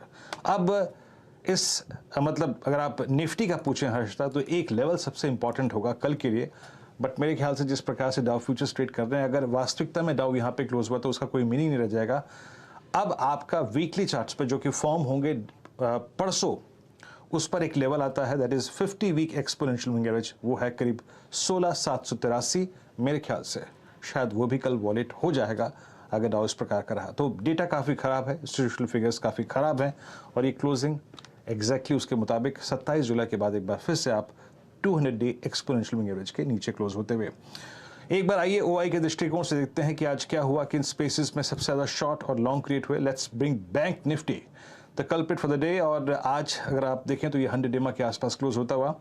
एयू स्मॉल फाइनेंस बैंक, उसके बाद Axis bank, Bandhan bank, bank of Baroda, specially PNB को देखिए, ह्यूज शॉर्टिंग यहाँ पर, huge shorting. Kotak Mahindra bank और इनफैक्ट आईसीआईसीआई बैंक में काफ़ी शॉर्टिंग हुई। उसके बाद ऑटोमोबाइल्स में आइए, वहाँ पे क्या रहा, यहाँ पे कुछ अच्छे अगर आप देखें निशान भी थे, एमएनएम, उसके साथ ही साथ अगर आप देखें तो आज एमआरएफ, ये कुछ ऐसे स्ट्रक्चर्स है जिन्होंने एक पुल बैक दिया। ये रहा इनफैक्ट आपकी स्क्रीन पे एक ज़्यादा क्लियर कट डेटा, लॉन्ग्स 28 मात्र, एंड ऑल में अगर आप देखेंगे जब कुछ देर बाद वो डेटा, वो सारे के सारे डिफेंसिव्स थे। शॉर्ट कवरिंग 31 में, शॉर्ट 58 में, और 80 लॉन्ग अनवाइंडिंग, 80 लॉन्ग अनवाइंडिंग हुई, दैट्स ह्यूज। और जरा अब आते हैं लॉन्ग अनवाइंडिंग कहाँ पे हुई। पीएनबी, जैसे कि मैं कह रहा था, बहुत शार्प लॉन्ग अनवाइंडिंग, और चंबल फर्टिलाइजर्स जैसे स्टॉक्स में, और लॉन्ग जो बने वो कहाँ पर हैं, Muthoot finance, Ramco cements, Asian paints, Marico, doctor Lal pathlab. In fact इस कार्यक्रम में एशियन पेंट्स, मैरिको, और इनफैक्ट डॉक्टर लाल पैथलैब को लेकर डेडिकेटेड डिस्कशन हुआ। शॉर्ट कवरिंग भी इंडिया सीमेंट्स में, एबी फैशन, जो कि शायद हम जब टेक्सटाइल स्पेस की बात कर रहे थे तब जिक्र हुआ था। ग्लेनमार्क फार्मा, मेट्रोपोलिस, अगेन ये स्टॉक आज अपने 50-डे एक्सपोनेंशियल मूविंग एवरेज के ऊपर क्लोज होता हुआ। और जायडस लाइफ फार्मा स्पेस में इस स्टॉक में आज सब्सटेंशियल शॉर्ट स्क्यूज देखा गया। Nifty at day low it's 16,837, bank Nifty करीब 37,676। बैंक निफ्टी जहां पे आज क्लोज हो रहा है वो एग्जैक्टली अगर आप देखिए डेली चार्ट्स पे 672। जरा प्लीज़ डायरेक्टर साहब CNBC आवाज़ की मॉर्निंग की प्लेट रखिएगा, एक बार प्लीज़ रखिएगा। और हमारा जो बात थी ना कि ये सर्कमस्टेंसेस क्लियरली रिफ्लेक्ट करते हैं जब आपका निफ्टी 200 EMA ब्रीच कर रहा है कि वी आर हेडिंग टुवर्ड्स 37,637। जरा वो प्लेट मॉर्निंग के लिए आइए। बहुत स्ट्रांगली कमेंट्री में लिखा था, ये निफ्टी नहीं बैंक निफ्टी की बात कर रहा हूँ जनाब। मैं यहाँ पे सेकंड पेस 36,637 एग्जैक्टली 100-डे एक्सपोनेंशियल मूविंग एवरेज हर्ष था, वो आपकी स्क्रीन पे आता हुआ ये रहा 37,637 एग्जैक्टली यही लेवल निफ्टी बैंक के क्लोज का। तो हर्ष था जो डेटा था सुबह इंस्टीट्यूशनल जो ऑप्शंस की प्लेसमेंट थी उसके मुताबिक ये क्लोजिंग आती हुई। हर्ष था ओवर टू यू। जी हाँ वीरू, और 16,835 का स्तर इस समय निफ्टी पर 825 दरअसल डे लो था, तो वहां से 10 पॉइंट की दूरी, आप जैसे स्कूल में हम कहते थे ना 1 आर्म डिस्टेंस, तो एग्जैक्टली वो 1 हैंड डिस्टेंस ही है। 10 पॉइंट की ये दूरी, लेट्स होप कि ये होल्ड हो जाता है। धीरे धीरे करके उसकी तरफ स्लिप होता हुआ आंकड़ा आपकी स्क्रीन पर आ रहा है। आपको दिखाते हैं कि प्रेशर कहां से माउंट हुआ है आज के लिए। तो निफ्टी बैंक तो दबाव में है ही, 700 अंकों तक का नुकसान 36,667 के लेवल्स पर यहाँ पर दिन जाकर ढल रहा है। दूसरी तरफ आप लेकर आइए, एक एक करके सेक्टर्स दिखाइएगा आप डायरेक्टर साहब प्लीज। मेटल्स में देखिए आज सेल साइड की पोजीशंस इंटेंसिफाई होती हुई दिखाई दी। ये निफ्टी फाइनेंशियल सर्विसेज का इंडेक्स है, मेटल में 100 पॉइंट से ज्यादा का नुकसान देखने को मिला है आज। ऑटो कंपनियों में हमने देखा कुछ चुनिंदा स्टॉक्स थे जहां पर दबाव देखने को मिला। सपोर्ट कहां से आया? फार्मा कंपनियों की तरफ से तेजी देखने को मिली, टेक्नोलॉजी स्टॉक्स में कुछ तेजी देखने को मिली। एफएमसीजी ने आज साथ नहीं दिया, एफएमसीजी की तरफ से दरअसल दबाव देखने को मिला है। 267 अंकों तक की या फिर 270 अंकों तक के नुकसान पर हम जाकर क्लोज हो रहे हैं। आईटी एकदम फ्लैट था, इंडिविजुअल ट्रेड्स थे जहां पर तेजी देखने को मिली। कुछ स्पेसिफिक ट्रेड जहां पर जमकर तेजी हुई है आज के दिन या मंदी हुई है आज के दिन, जो खबरों में भी थे। एक बार टोरेंट फार्मा लेकर आइएगा, उसकी चर्चा नहीं की हमने, लेकिन जहां पर फार्मा कंपनियों में तेजी हो रही थी, टोरेंट फार्मा नीचे आया है क्योंकि मार्केट को दरअसल वो क्यू रेशियो वाली डील महंगी लगी है 2.5% के नुकसान पर। इसके सामने सन फार्मा देखिए, आप देखिए डॉक्टर रेड्डीज, आप देखिए लुपिन, ग्लेनमार्क जैसे ट्रेड्स, उन सब में अच्छी खासी तेजी बनती हुई दिखाई दी। तो वो स्टॉक्स चले हैं आज के दिन। साथ ही साथ सीमेंट पैक में खरीदारी देखने को मिली। इंडिया सीमेंट, रैमको सीमेंट जैसे ट्रेड, सागर सीमेंट जैसे ट्रेड्स, ये मिड कैप साइड की ट्रेड्स थे जहां पर ज्यादा तेजी की पोजीशंस बनती हुई दिखाई दी। इंडिया सीमेंट और रैमको में ज्यादा खरीदारी, अच्छे वॉल्यूम्स पर खरीदारी वायदे का भी हिस्सा है, तो वहां पर रौनक आई। निफ्टी आईटी फाइनली हल्का सा पॉजिटिव टिक दिखा रहा है। हीट मैप आपकी स्क्रीन पर लेकर आएंगे। Last few sessions ticks of the trade, और 825 के नीचे 823 का लेवल हमने छुआ है। 28 के आसपास इस समय निफ्टी ट्रेड करता हुआ। आखिरी मिनटों में बिकवाली बढ़ती हुई। मेटल्स का आज हाल खराब है। हिंडाल्को 3.5% नीचे, जेएसडब्ल्यू 3.5% का नुकसान। आज रिलायंस इंडस्ट्रीज ने बाजार को नीचे खींचा है। आईटीसी में 3% का नॉक लिया। बैंकिंग काउंटर्स में देखिए एक्सिस सबसे ज्यादा मार खाता हुआ 3% के नुकसान पर। ये इंडसइंड बैंक जहां पर कल लॉन्ग ऐड हुए थे, आज ये नहीं होल्ड कर पाया है, 2.5% तक का नुकसान इसने दिखाया। आप देखिए स्टेट बैंक ऑफ इंडिया का हाल 523, इस पर जाते जाते भी एक शॉर्ट कॉल आया, 2.5% का नुकसान इधर देखने को मिला है। क्या आईसीआईसीआई बैंक या कोटक का ट्रेड, सब में बिकवाली देखी गई है आज के दिन। एचडीएफसी एक और कमजोर कड़ी रही, 2% के नुकसान पर ये जाकर टिका। कुछ ही तेजी वाले ट्रेड्स, और उसमें टॉप फेवरेट तो एशियन पेंट था, 2.5 से 3% तक का इजाफा। फार्मा की हम बात कर रहे थे, डीआरएल सन में तेजी देखने को मिली। ऑटो में देखिए क्या हुआ, एमएनएम 0.5% ऊपर, आयशा में 1.5% तक की बढ़त देखने को मिली है, लेकिन टाटा मोटर्स नेगेटिव साइड पर, मारुति नेगेटिव साइड पर, 0.5% इसने गवाया। बजाज ऑटो साइडवेज था, हल्की सी गिरावट पर ट्रेड बनता हुआ दिखाई दिया है। तो ये कुछ स्टॉक्स है जहां पर हमने देखा क्लियरली प्रेशर देखने को मिला है। और फाइनली हुआ क्या है, हम दरअसल डे लो पर लगभग आकर टिके हैं 16,827 के लेवल्स पर। 823 दरअसल आखिरी चंद मिनटों में वो लो बना और 827 पर निफ्टी जाकर टिका है 180 अंकों की गिरावट पर। निफ्टी बैंक 37,674 पर टिकता हुआ। अब देखते हैं आशीष और नीरज ने जो ट्रेड्स आपके लिए पेश किए थे सुबह में सीधा सौदा में, वहां पर कितनी बात बनी है तेजी और मंदी वाले ट्रेड्स में। तो मंदी की तरफ सुप्रिया लाइफ, टोरेंट फार्मा आशीष ने रखे, दोनों देखिए 7%। सुप्रिया लाइफ टूटा तो टोरेंट 2.5% नीचे। तेजी वाले आइडियाज भी थे भेल और सफारी में। नीरज ने क्लियरली मंदी का साथ दिया। Axis, Tata steel, hero MotoCorp, HDFC bank, सभी मंदी वाले ट्रेड्स, रिटर्न्स आपके सामने दिख रहे हैं। तो ये रहा आज का हाल। और एडजस्टेड क्लोज कहां पर आ रहा है एक बार दिखाइएगा प्लीज। आई थिंक थोड़े से सेफर जोन में वीरू हम 850 के आसपास क्या? 850 still it's below 200 exponential moving average. मुझे तो आपको आज का एडजस्टेड क्लोज हर्षदा आप देख रही हैं, मैं दिख रहा हूँ कि डाउ फ्यूचर्स एग्जैक्टली ऐसे ही रहे और डाउ ने एग्जैक्टली आज ऐसे ही किया तो कल हमारा क्या होगा? कल है एक्सपायरी डे, सितंबर की ये सीरीज जो कि आखिरी के 15 दिन में काफ़ी पेनफुल रही। Let's hope for the best कि कल थोड़ा ठीक ठाक हो। Harshada, let's hope for the best Veeru, यही कामना लेकर हम घर जाते हैं क्योंकि पेनफुल सेशन है और होपफुली ये पेन और इंटेंसिफाई ना हो कल एक्सपायरी के दिन। चलिए वीरू और मुझे दीजिए इजाजत, आपसे कल सुबह मुलाकात होगी। होपफुली अमेरिकी बाजारों की स्थिति इतनी ना बिगड़े जितना फ्यूचर्स दिखा रहे हैं, वहां पर भी रिकवरी की कामना करें। लेंगे एक ब्रेक, आगे खबरों का सिलसिला जारी रहेगा।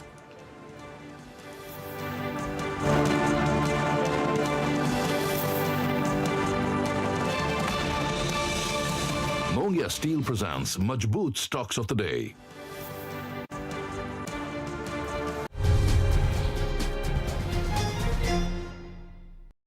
हेलो एंड वेलकम, आप देख रहे हैं CNBC आवाज, मैं हूं हर्षदा सावंत और आप देख रहे हैं आपका पसंदीदा स्टार्टअप शो आवाज एंटरप्रेन्योर, जहां हम बात करते हैं स्टार्टअप इकोसिस्टम के बड़े मुद्दे